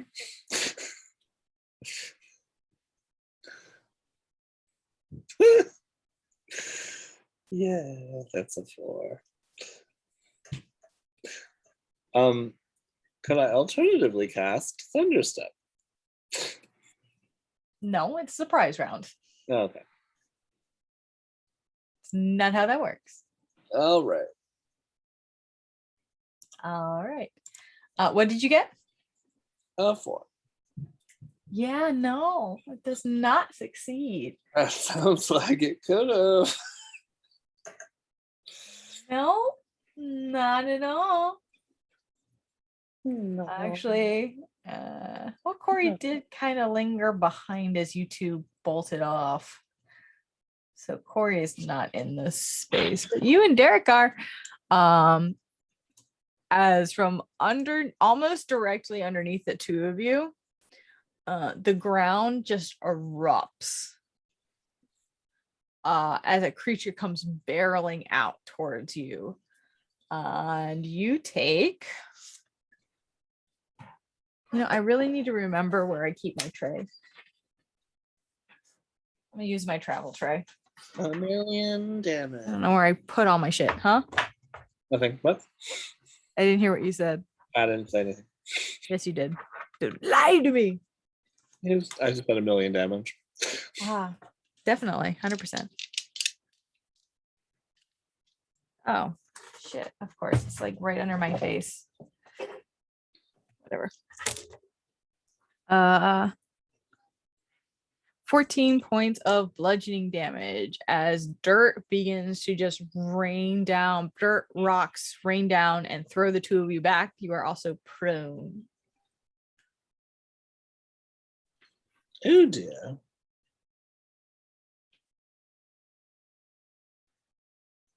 It's not good.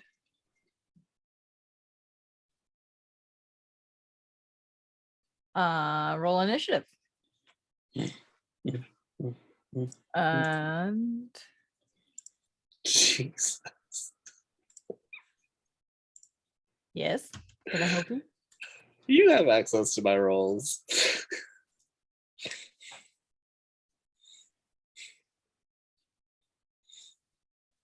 What did you get this time? Oh Oh my god. What? These dice are still nicer than my physical dice ever have been.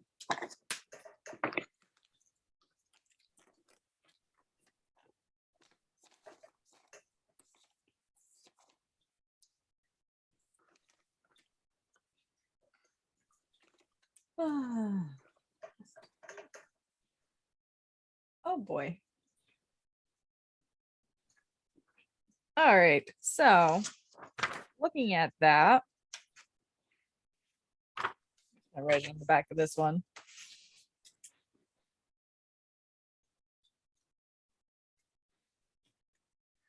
You got a 2.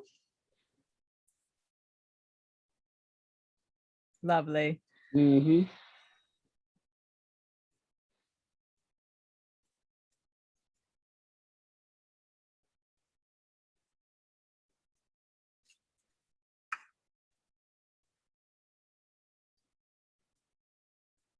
Needless to say, you are last in initiative, Mm-hmm. which I apologize. It makes it super awkward. Hmm. At least I feel it does.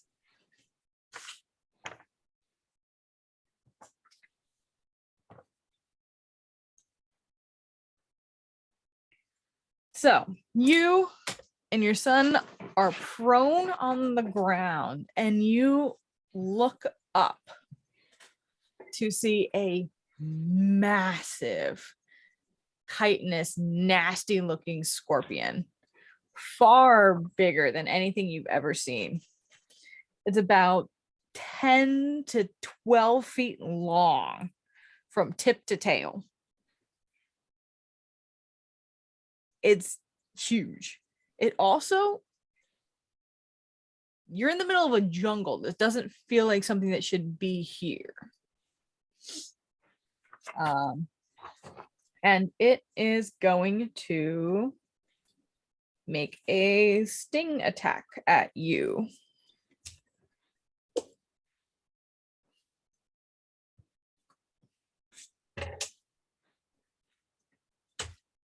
Does a 20 hit? Now hold on, dear. I should have you know that my armor class is bullets. So yes. Okay. So you take an additional. It could be worse. None of this is force damage, right? No, this is Yeah. piercing damage. So you take 7 points of piercing damage. Mhm. And bring it down a little bit because of reasons.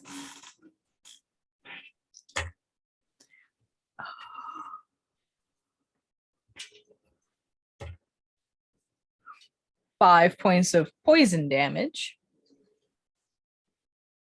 as its stinger reaches out and lunges towards you. I'm sorry. Make a Constitution saving throw.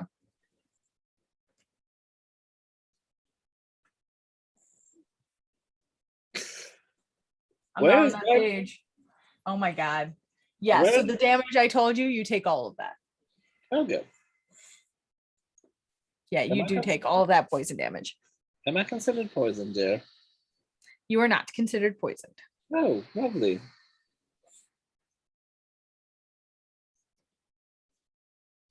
As a reaction, okay, can I cast my middle finger into the air at this creature? so you are laying on the ground. You watch this giant thing come over you, and it's like that clicking noise, and its tail just lashes out and stabs right into you, and you feel that pulse of poison through you, and you just Yep. amazing. Yeah.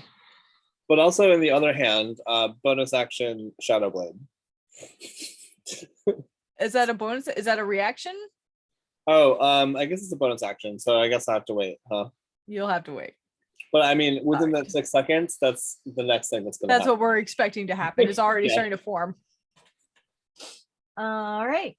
In that case, it is next up. It is.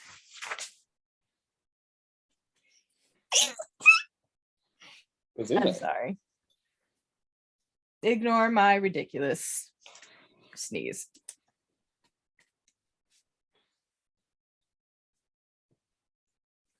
All right. It is next up. It is Corey's turn. I'm rewriting my initiative because I put it on the back of my monster sheet, which means I have to keep flipping it. I'm getting annoyed. So Corey pulls out her bow that she's so good with. And since you are in 5 feet of it, even though you're prone, technically, she still has advantage. Yay. Hey, Corey, it's your birthday. Kill the scorpion like it's your birthday. All right, that definitely hits. And this thing takes 8 points of piercing damage plus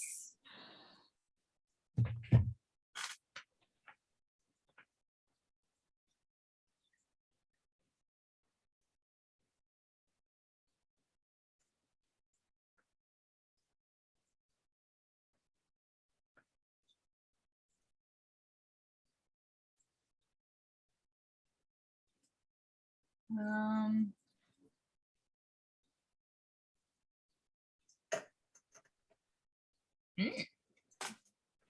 so take 17 total points of damage with sneak attack. Yes. So as it's occupied, lingering over you, she pulls back and releases an arrow, and it manages to hit it right like at the mandibles, and you can hear it kind of like shriek out, but it's not as hurt as you would like. I mean, it's still, I'm not saying it's resistant to piercing damage. I'm saying that this thing has a lot of hit points. I just want to Okay. clarify. Yay! I'm not at half health already. So is your son. All right. It is now Derek's turn. Derek is going to get up and immediately cast Oh, buddy. yeah, he's gonna cast magic missile. At what level? For Oh, second. I'm so proud. Oh, well, I'm still proud. Yeah, he's gonna cast it at second because it's still.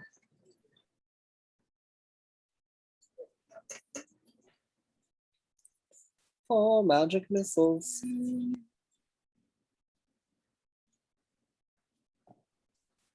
So he's 7 points of damage to this thing.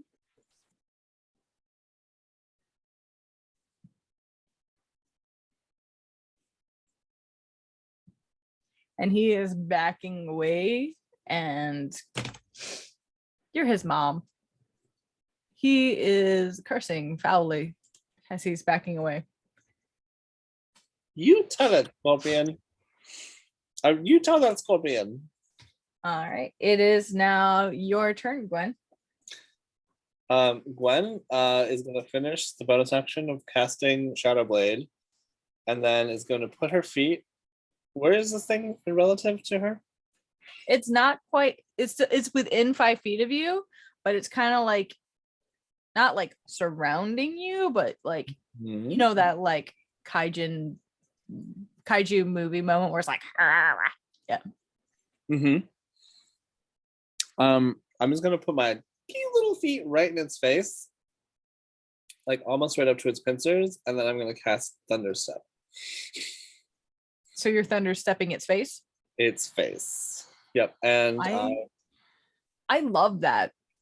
I love that for you. Thunder step its face. Thunder stepping the face of the scorpion. And then I'm gonna appear near the. Where's my son? Derek is the square little person. Okay, I'm gonna teleport right next to my square little person. Thank you, Google and Pinterest, for the hedgehog art. I cannot credit the artist because it wasn't listed. So I'm sorry. Art. So Thunder Step. They need to make a Constitution save of 15, and they're gonna fail because I'm gonna use my other portent die, which I believe was like a not high. Actually, hold on. Can I use portent? Is that a bonus action?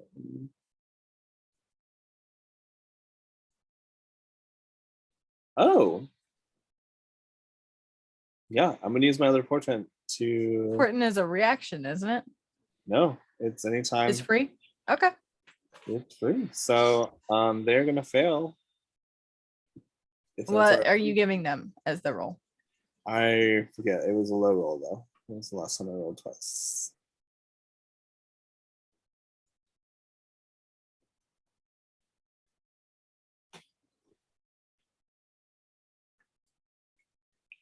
A 3. Yeah, they fail. Yeah, that would be. Oh, careful. Actually, I like that Oh, my feature. Huh? I like that you can look up the rolls that you've done. Yeah, I know, You're right? getting It's cool. caught with my son. So Thunderstep, kind of like Mhm. she like puts her feet up and then like lands upright. Still flipping off the thing, but now with the All right. spears in her hand and the creature. Are you using Thunder Step or Thunder Wave? Because doesn't Thunder Step move you? It does. That's the Okay. teleport part of it.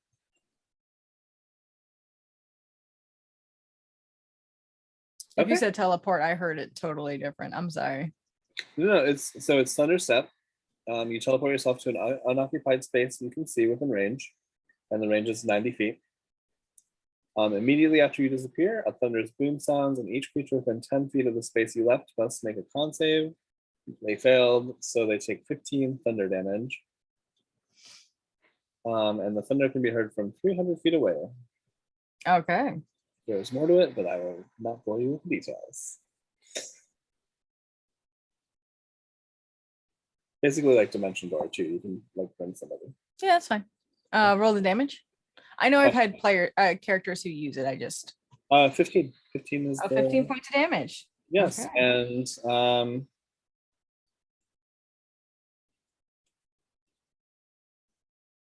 I'm gonna just be like, "Are you all right, dear? You look a little hurt." You say that to who? My son, Derek. Okay. Are you moving your character on the map? Because I don't see that it's moved. No. No. So just next to Derek is fine. Oh, okay. You want me to? If you don't mind. Okay, that's fine. I just wanted to be sure We before I did anything. I haven't opened up Astral yet. That's fine. Yeah. Listen, I'm just happy that Astral is back up and running because it was down for almost a week. Oh God. They had a real big problem and they didn't have enough people who are able to work on it. Yeah. They're very barely staffed. I'm now on their Discord, so I get to hear all the tea. Nice. Well, thank you, Astral, for getting your shit together. All right. Anything else? That's my turn, I think. All right. We're back up to the Scorpion. The Scorpion, being the fact that it is a scorpion and a melee creature, is going to follow you. I am surprised. This thing is not very fast. 5, 10, 15. That's literally all it gets.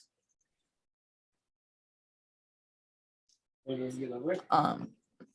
it is going to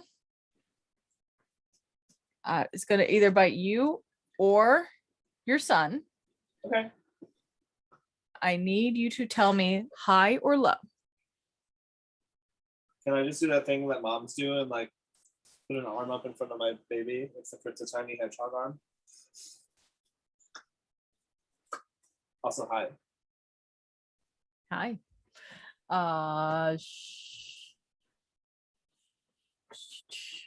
I will say that gives you like an additional like 5.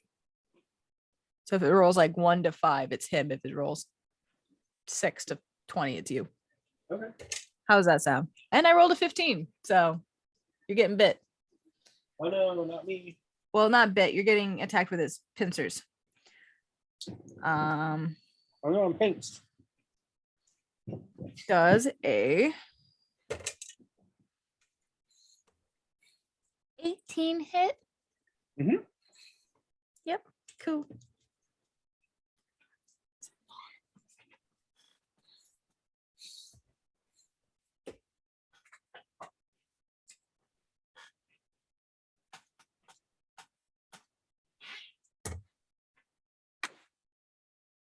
That doesn't work. Thank you. You take 6 points of bludgeoning damage because I rolled really small. And I need And oh, sorry, no, you are considered grappled.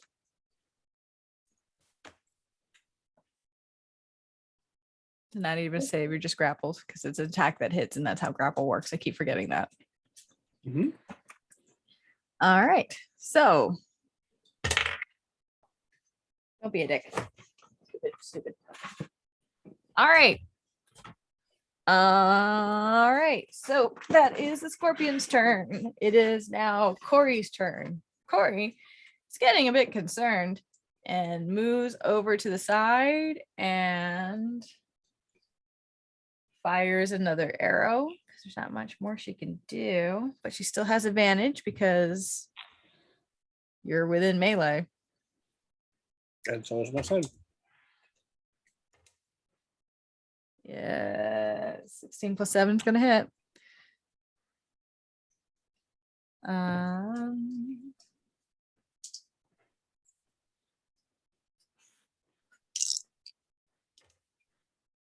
Ooh, cool.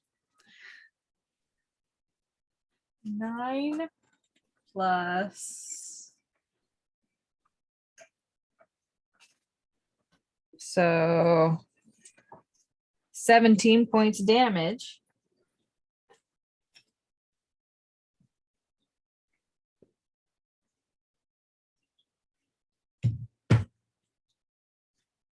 You guys are chipping away at this thing. That was a decent chunk of damage. And now that you're in its pincers, you can see that there was some previous damage on it, but not a lot. And you guys, as you're hitting it in just enough of the right spots that it's helping. You're gonna laugh. Huh? You're gonna laugh. On my turn. I'm just preparing you. You're what? You're gonna laugh. At what you're gonna do? Yep. Okay. Well, your son has now watched his mother get suddenly grabbed and lifted by this thing. So as it's swinging you around, your son is going to try and like touch your foot. I think is the best way to do it, and cast bark skin on you. So he casts bark skin, and that so your AC can no longer be less than 16, regardless of whatever armor you are wearing. Okay. Hopefully that helps. 16, you said? Yeah, your AC is now 16. Okay. Please tell me that was helpful. Yeah. Okay, I mean, good. not yet, but sure. Does he try to get away?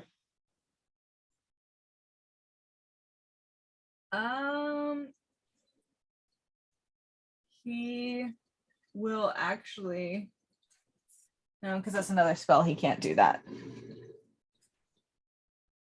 Yeah, he's gonna stay right there because he doesn't know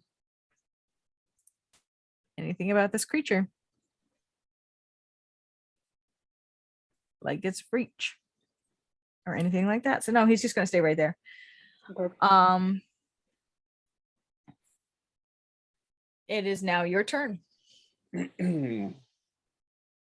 So Gwen can speak with bugs.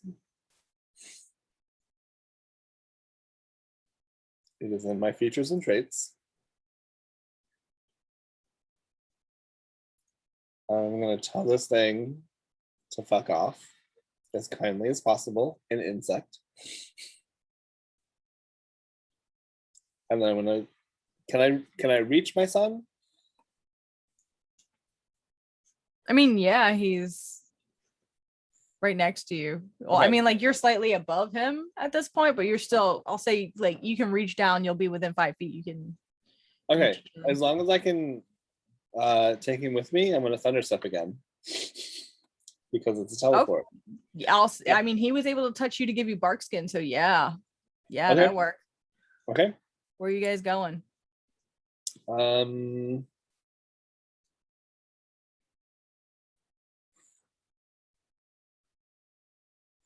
Are these 5-foot squares? They're 5-foot squares, yeah. Okay, then I'm going to. I like the consistency. It makes it easier. Yeah, I definitely. I don't use hexes because I can't figure out the math. I use hexes on world maps because each hex is a day travel. I mean, that makes sense. That's how I do it, at least. Yeah. So into one of these trees here, if that's possible. One of the trees where? Because I don't see a Um, cursor. Let's say from the scorpion's stinger. 1, 2, 3. I don't know, 4 to the left. Like here. And like just on one of the branches that's like maybe like 5-10 feet up. In that case, make a dexterity saving throw to see if you can catch them.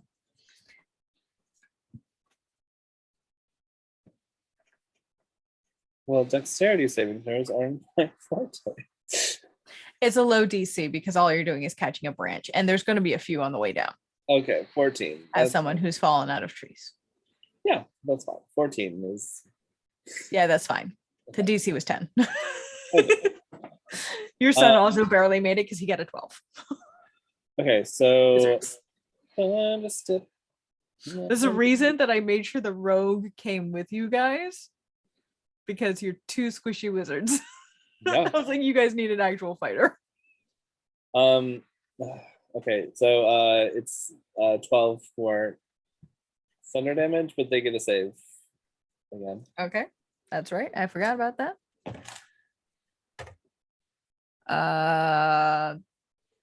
Is a Constitution save? It is, yeah. 8. I rolled so shitty. Yeah, that's what I like to hear. Okay. Well, 12 more damage. 12 more damage. This thing's starting to look hurt. Did it understand me when I told it to fuck off? I mean, Under languages is blank. There's nothing. Oh, okay. Well, it's an arachnid. Actually, because that's with the stats of the homebrew, not my own take on it. This thing does have language. It would understand some like insectoid clicks and stuff, but that is not its primary language. Okay. So it's like, but it seemed, huh? I've heard that curse word before. Yeah, it's kind of like, but it's motivated by, I mean, you can tell without an insight. This thing is motivated by hunger. Mm-hmm. Good luck. Okay. So that was my action. My bonus action was to be a dick. And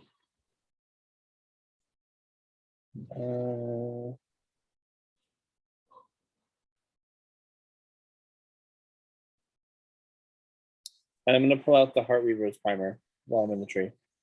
Okay. So I will set the Shadow Blade, or I'll just cast it aside because it'll dissipate, and then I can just like summon it again. Okay. Sounds good. Is that the end of your turn?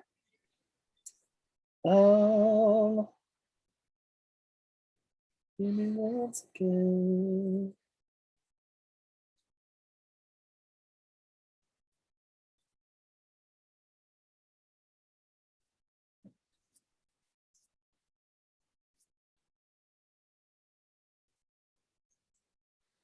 I rescind my bringing out the book, and I'm just holding my spear. Like, are you all right, Derek?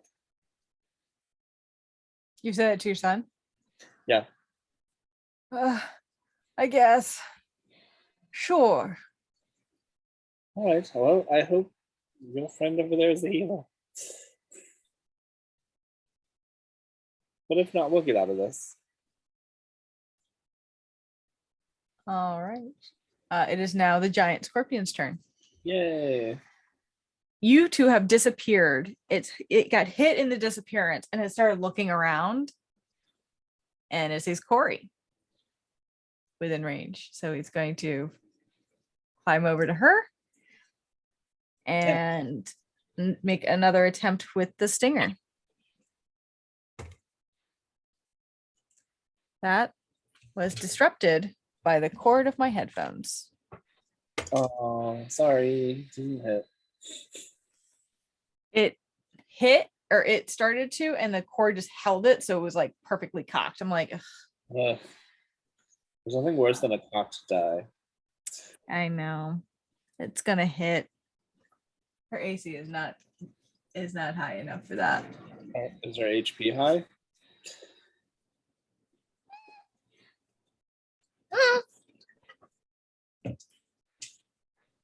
Listen here, you little shit. Huh? Said, listen here, you little shit. I'm just kidding. You. She doesn't have great con.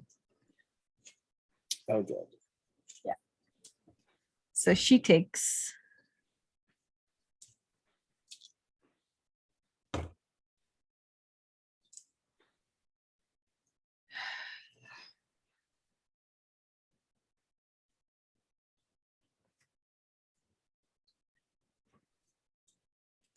And let's see.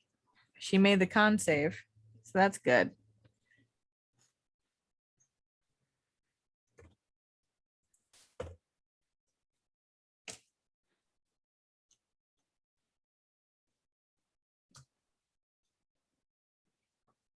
Yeah, you watch as this thing comes down and bears down and hits right in the clavicle with a stinger. Mhm. And she starts to stumble with that poison, but is able to, it doesn't inject enough in her to be super dangerous. Oh dear. She succeeded. And it is actually now Corey's turn. Corey is going to switch out her bow. She just kind of like drops the bow and pulls out a short sword and a dagger. And will stab. Yeah. Without advantage this time.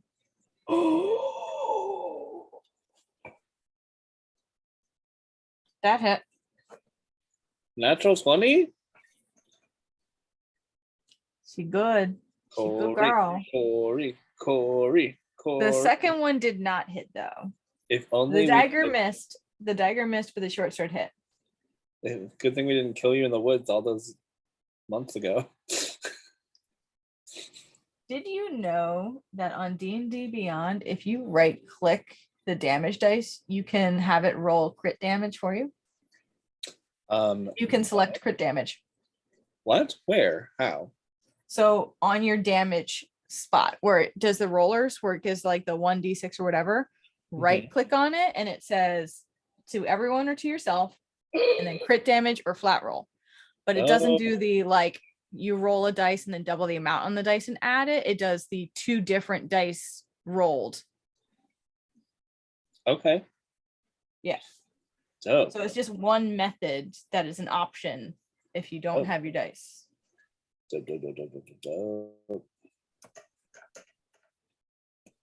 D&D Beyond, guys. Is there a better tool for playing Dungeons and Dragons? This thing is fucking close. Not for long. What? Huh? What? Yeah, this thing is like steps away from death. You guys went through this thing fast. I should not have lowered its HP.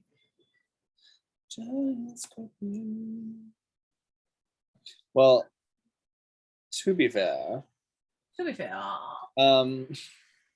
this giant scorpion has kicked my ass officially. Like if this was a bar fight, I would be like, all right, back off, buddy, I'm done. Yeah, But it's a really high CR, so I've no, it's good. blunted it a little bit. As in I'm not rolling as much damage as I should be. It's fine. I'd be dead. It's great. Yeah. And your son from the tree is going to reach out and cast Entangle right around the creature, so it's just enough that Corey is not affected. Dope.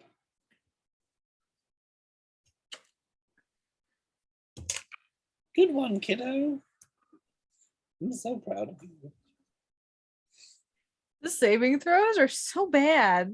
Yeah, this thing is fucking entangled. It is caught up. It is trapped, which means it is considered restrained. And it's now your turn. Well,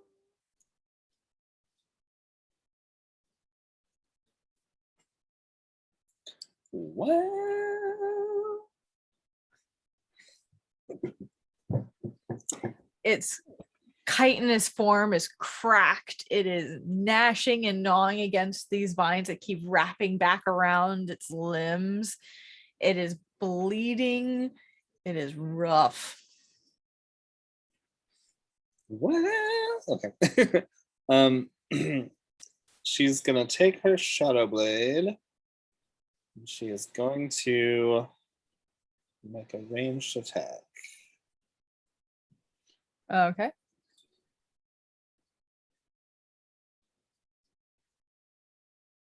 How far away is the scorpion? Is it 20 feet or 30 feet?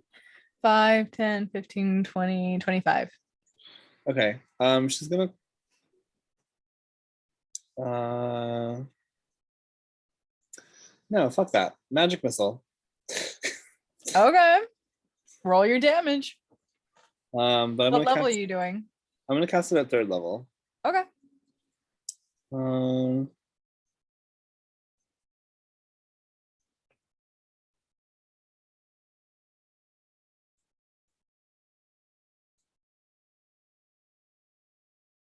two, three, 4, 5, 6, 7 plus 4 is 11. Oh wait, 3rd level. 12, 13, 14, 15 damage, motherfucker. How do you want to take it out? Ugh. I'm His just gonna fucking 3 hit points left. well, I probably could have cast magic missile. Overkill. I love Yeah. it. That's okay. He had attacked my baby. And my baby by proxy. I mean, I love the overkill though. I'm excited for this.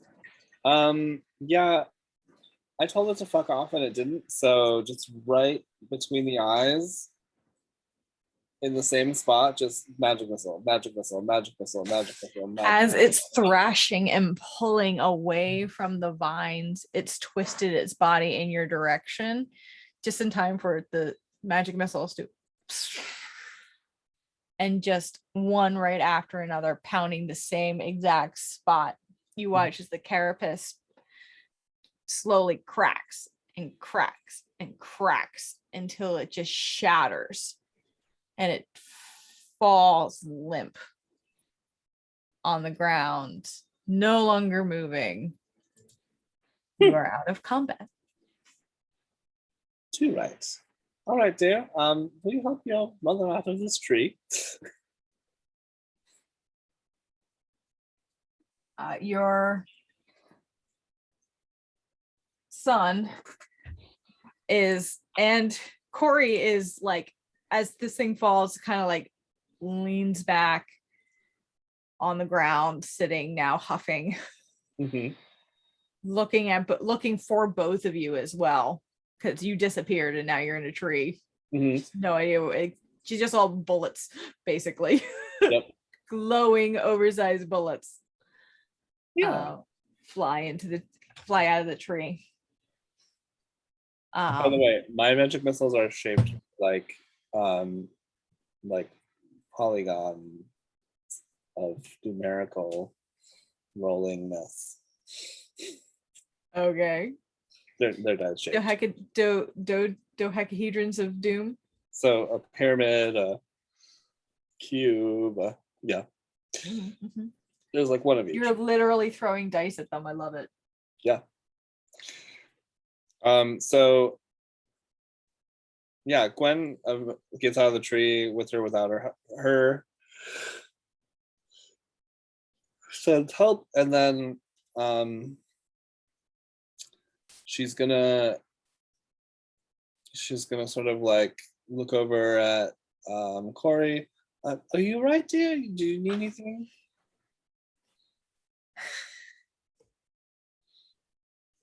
All right, let's go check on your friend. Your son is already scrambling out of the tree, and after seeing that Corey is okay, Mhm. starts heading over in that direction. Make a medicine check. All right.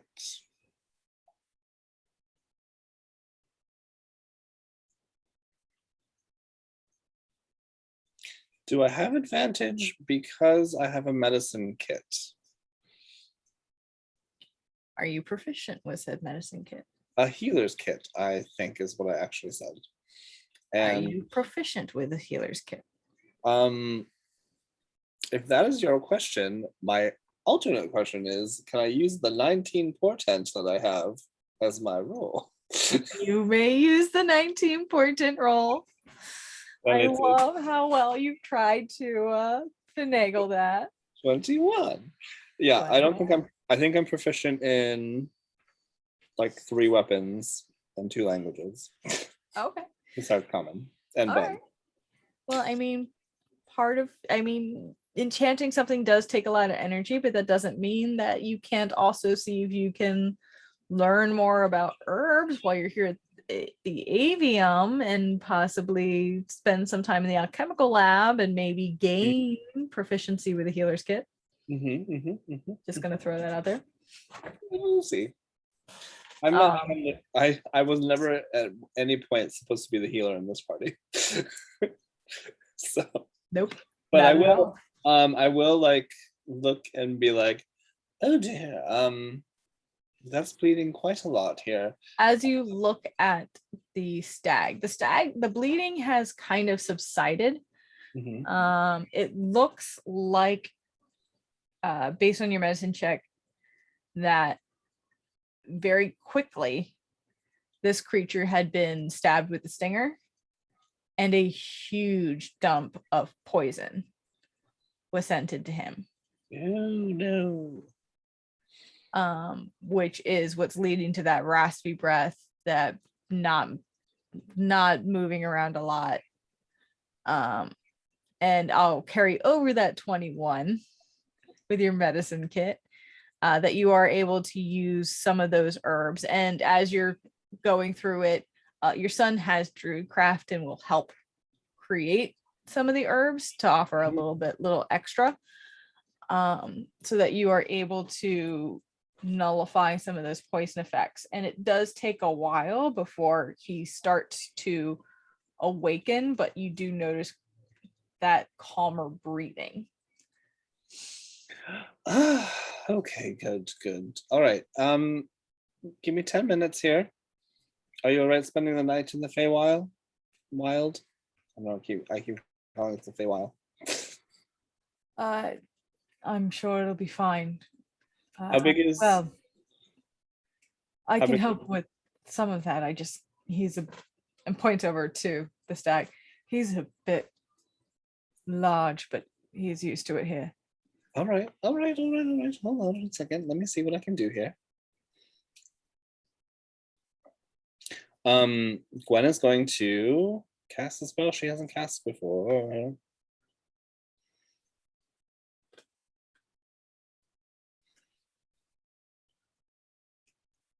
And she's going to take 10 minutes, kind of like walking in a square. Let us say, let's make it 25 by 25 feet. Okay. And she's going to cast Mordenkainen's Private Sanctum. Ooh, much better than what your son had. Was that the tiny hut? Yeah. I also have that. And I might still cast it, but I can't cast it around the dude. So I'm just basically creating an area of protection for us. And I will choose all of the security procedures. So sound can't pass through the barrier at the edge of the warded area. Okay. The barrier of the warded area appears dark and foggy, so people can't see through it. People can't scry into it. In the area. You're very well protected. Yeah, no, I'm sorry, I haven't cast this before. Nothing can teleport in or out. And planar travel is also blocked within the warded area. Interesting. Okay. All Yeah. right. So, yeah, it's basically just a 25 foot by 25 foot, I'm assuming by 25 foot cube that it's like a black box in the middle of the woods. As you're finishing casting that is probably when you start to see some stirring Okay. in the stag, and after a moment his eyes open and he sits up very carefully. Okay. Corey, I will make sure she's in the cube when it finishes also. Okay. And my son, of course. But as soon as she sees that, oh, good, you're awake. You scared us there for a moment. I am unfamiliar with your presence here. Well, that makes two of us. I am Gwendolyn Briarthorn. This is my son. I know of this one, looking over to your son, and looks to you. Names are rarely given here. Yes, well, your brush with death is, I think, a free pass, if you will. At least for trust. Here, have some water. And she pulls out her alchemy jug and a cup and just opens it. Sure, like she selects the right one, pushes the button, and then like uncorks, and like fresh water pours out into He it. will take some of the water. Mhm. And is that very, his mouth is not moving, but you can kind of feel his voice around you, kind of thing. As he speaks. And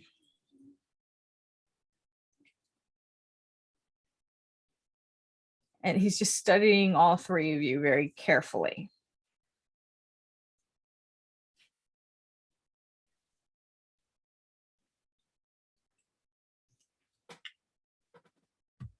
Don't try to move, it's all right. Perhaps we can, do you want to start a fire, dear?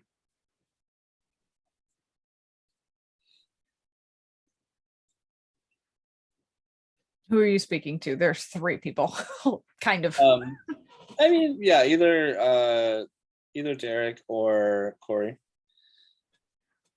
Your son does. Oh, of course. And very carefully gathers what he needs and uses his Tinder's kit, and Corey helps gather some items and build a small fire as this stoic, strange creature that's, I mean, he's still laying down and towering over you. Just sort of watches on. And then eventually he kind of turns towards the corpse of the creature. Doesn't really say much. I believe that I am in a debt to you for this. Oh. As long as you're all right, that's all I care about. Have a pastry, dear, if you can stomach it. And she pulls out one of the 5 million donuts she has. What is a donut? How do I put this? It's like a sweet bread that it's like a small cake and it's round. Sometimes it's log shaped. I will taste one. All right, but don't get hooked.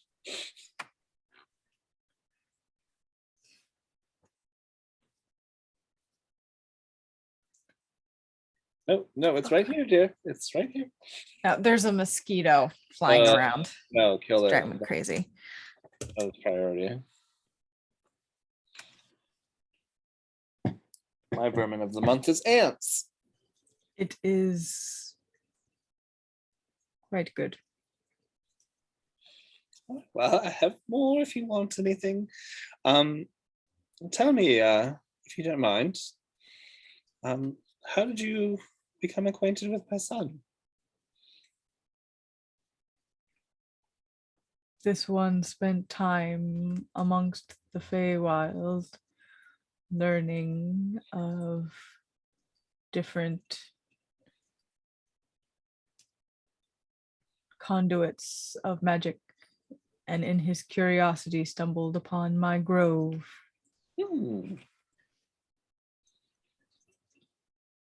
Well, we are a curious bunch. So I see. All right. Are you warm? Do you need a blanket or anything? I am fine. All right. You had me worried there for a moment, but it seems like everything's all right. Let me know if you need more water. I'm gonna just sort of make a pot of tea. These things, and he looks back over towards the corpse. These things do not often travel to this section of the wilds. I am surprised it came this far.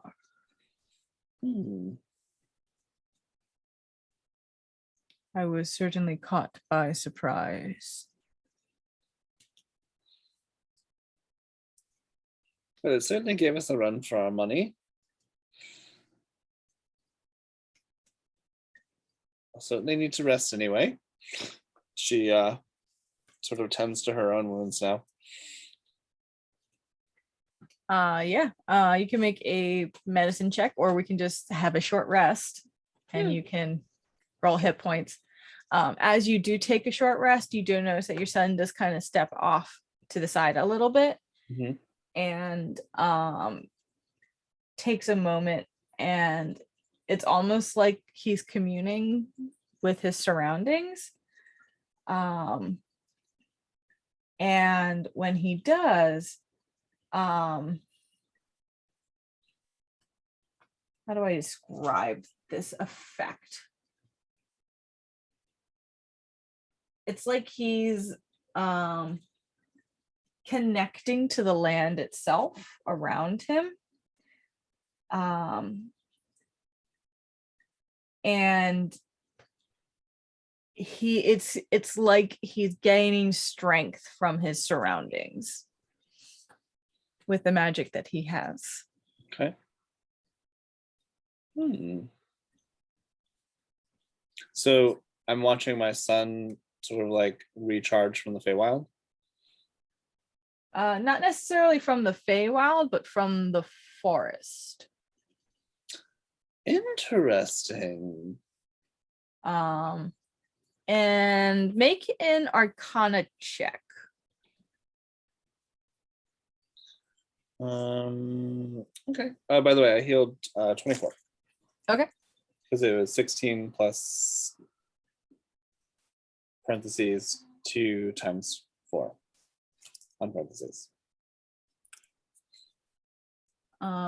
And if you're wondering, as your son uses his arcane recovery, he's also able to gain hit points from that.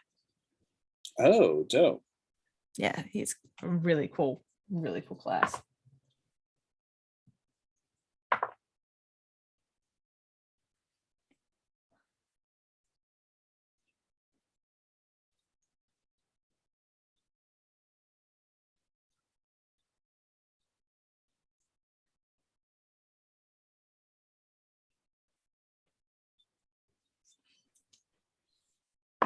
I think my arcane recovery just allows me to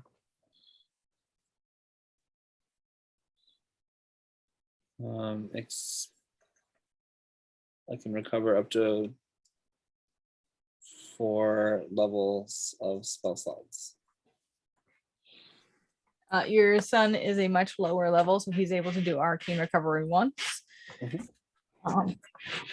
But like I said, he's got a really cool. What was your Arcana check, by the way? I totally did that. So Yeah, I forgot. I spaced out thinking No. about hit points. 22. 1 and a 2, you said? 22. Oh, 22. I'm like 1 and a 2 would suck. 22. Wait, You see where he's, huh? Did you say with advantage? No, that's why Okay. I was confused. I was like, oh, what? Oh no, yeah. So just 7 plus 15. Yeah, he's located a specific spot in this grove where you're sitting, and when he sits down, thinking about all the different charts you saw in his area, he charted different ley lines. And he's utilizing the magic from the ley line itself to allow himself that extra burst. She's just sipping her tea, like, this is what does it for me, but you know, whatever works. And she'll pass a cup of tea to the buck or the stag. You offer me strange things. Oh, I'm so sorry. It's just, this would be my hospitality if you were visiting me in my home, and since you know you were injured, I didn't want you to have to go far. The wind around his form begins to pick up and grow as he shifts smaller. And he has a different form in front of you now. You see it's bipedal, still has the stag-like legs and a stag face with the horns all the way back. But he's now closer to your size. Not quite as small. I mean, he's still like 8 feet tall, but yeah, he's not 20. Yeah. Fair. Oh, well, if I knew you could do that, I would have created this. And she sort of like makes a motion in the dome. It's called a tiny hut, and oh, it's so fun.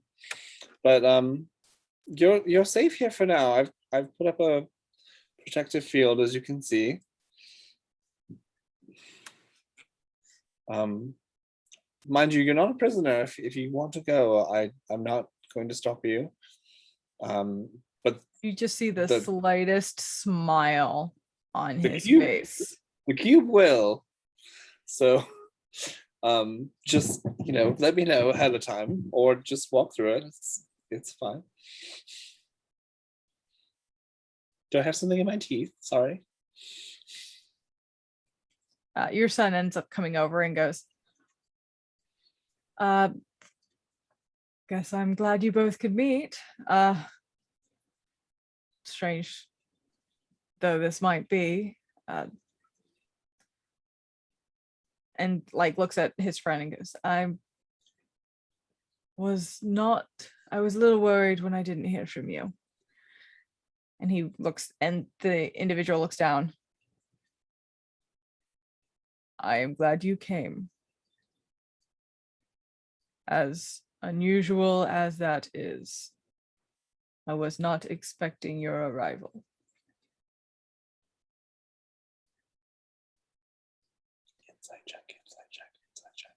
Insight check. Okay. She's fighting every urge not to detect thoughts. Yep. 9. 9. She said I wouldn't recommend. He's a strange one. He's very hard to read. This is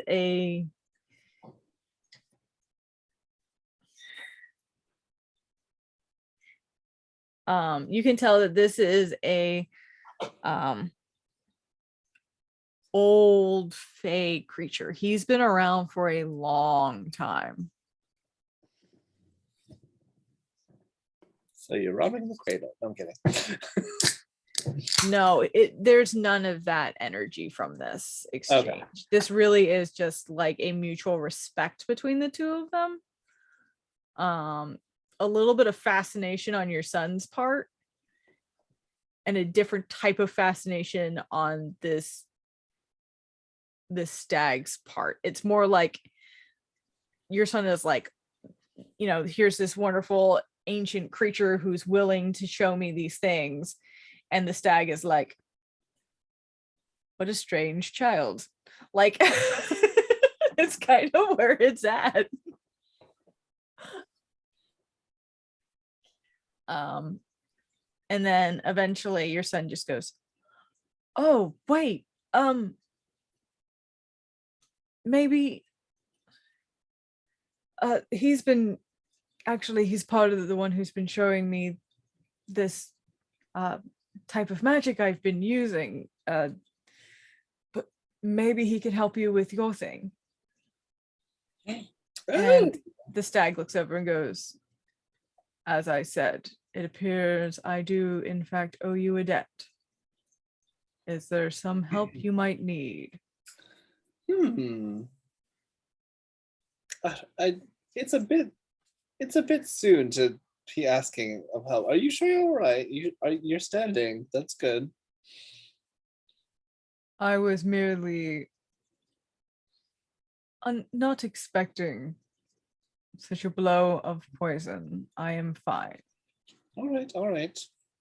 Well, and Gwen is going to go into full detail about how she has envisioned this magical item that will allow her to travel to several places from or to her house. And she's going to explain the other tapestry that has like the living forest illusion enchanted onto it. Make a persuasion check with advantage.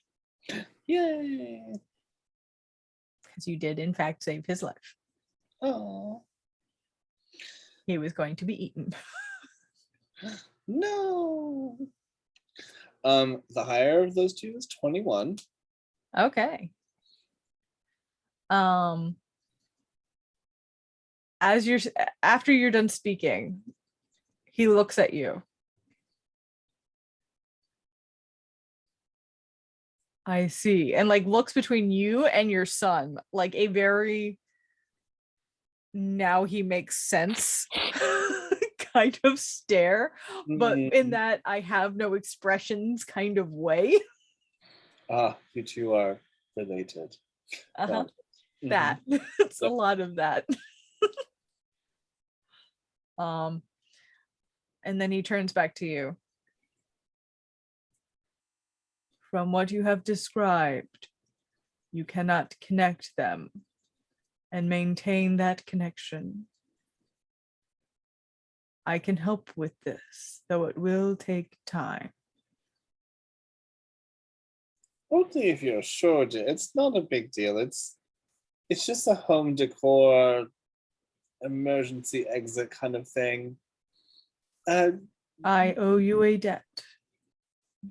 I will fulfill it. Well, if you insist, dear. I don't want to upset you or have you think poorly of me. And over the next few months,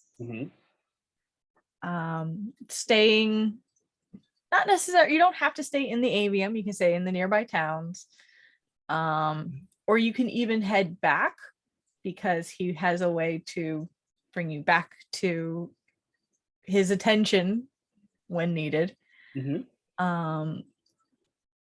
He assists you in showing you the ways to utilize ley lines as a anchoring point and mapping to specific locations. And while there's some places where you're like, oh, this will be a great place to map to.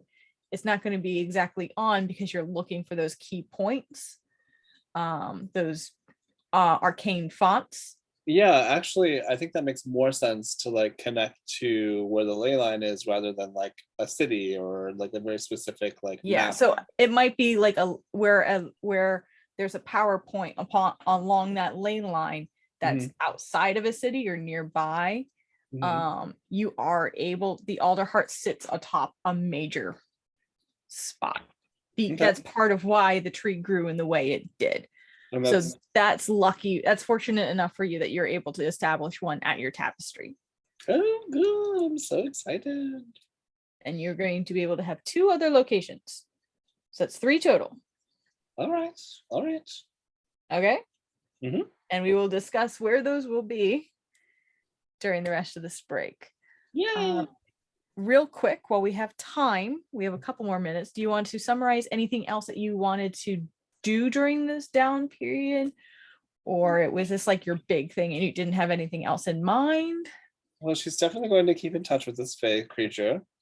Maybe get its name if they're willing to offer it. So it doesn't so much offer a name as of yet, but it is known as the guardian of the grove, but he just usually goes by, your son calls him Grove, because that's just easier, and guardian sounds way too pretentious.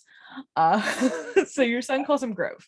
I like guardian. It sounds rugged. But you are welcome to call him guardian. But when you ask him who he is, he goes, you may call me the guardian of the grove. And your son goes, okay, Grove. That is not what I have said. But Leviosa. All right, so yeah, Gwen is gonna also study some more spells. 500 gold worth, to be precise. all right. So one of the benefits of the Avium is that pretty much any spell that is within your spell level that would be available to you is available to you. It just costs how much it normally would cost.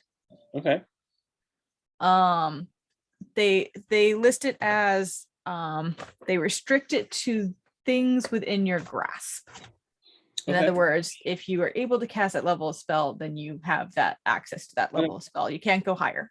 So essentially, 500 gold is 10 levels of spells outside of my field, which is divination, or 20 well, spell levels, not spells. So like I can learn like,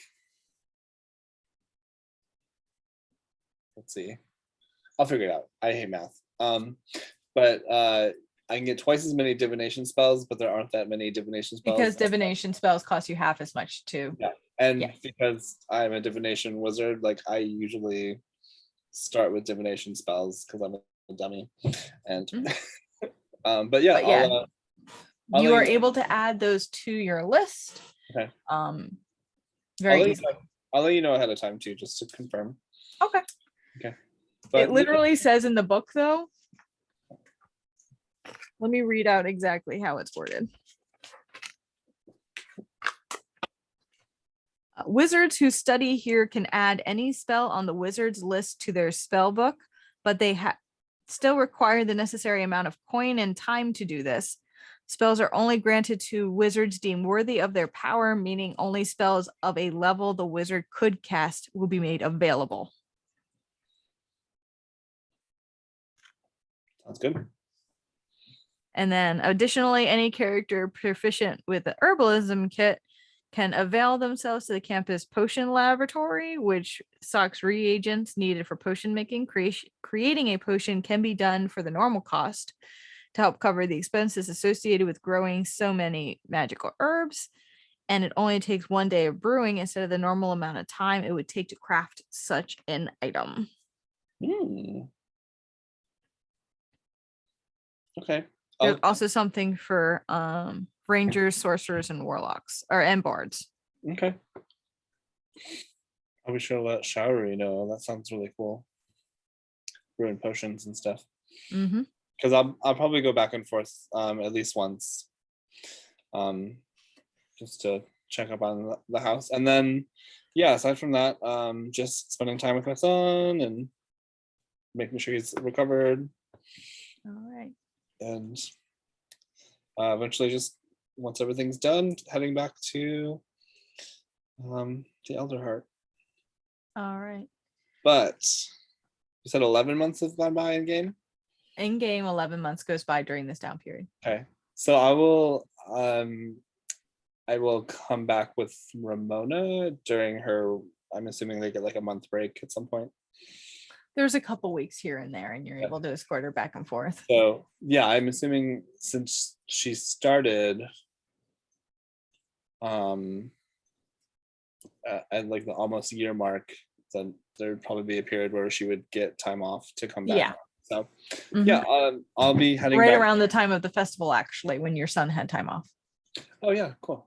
So yeah, I will escort her back to Eliza, and that will be where we're at.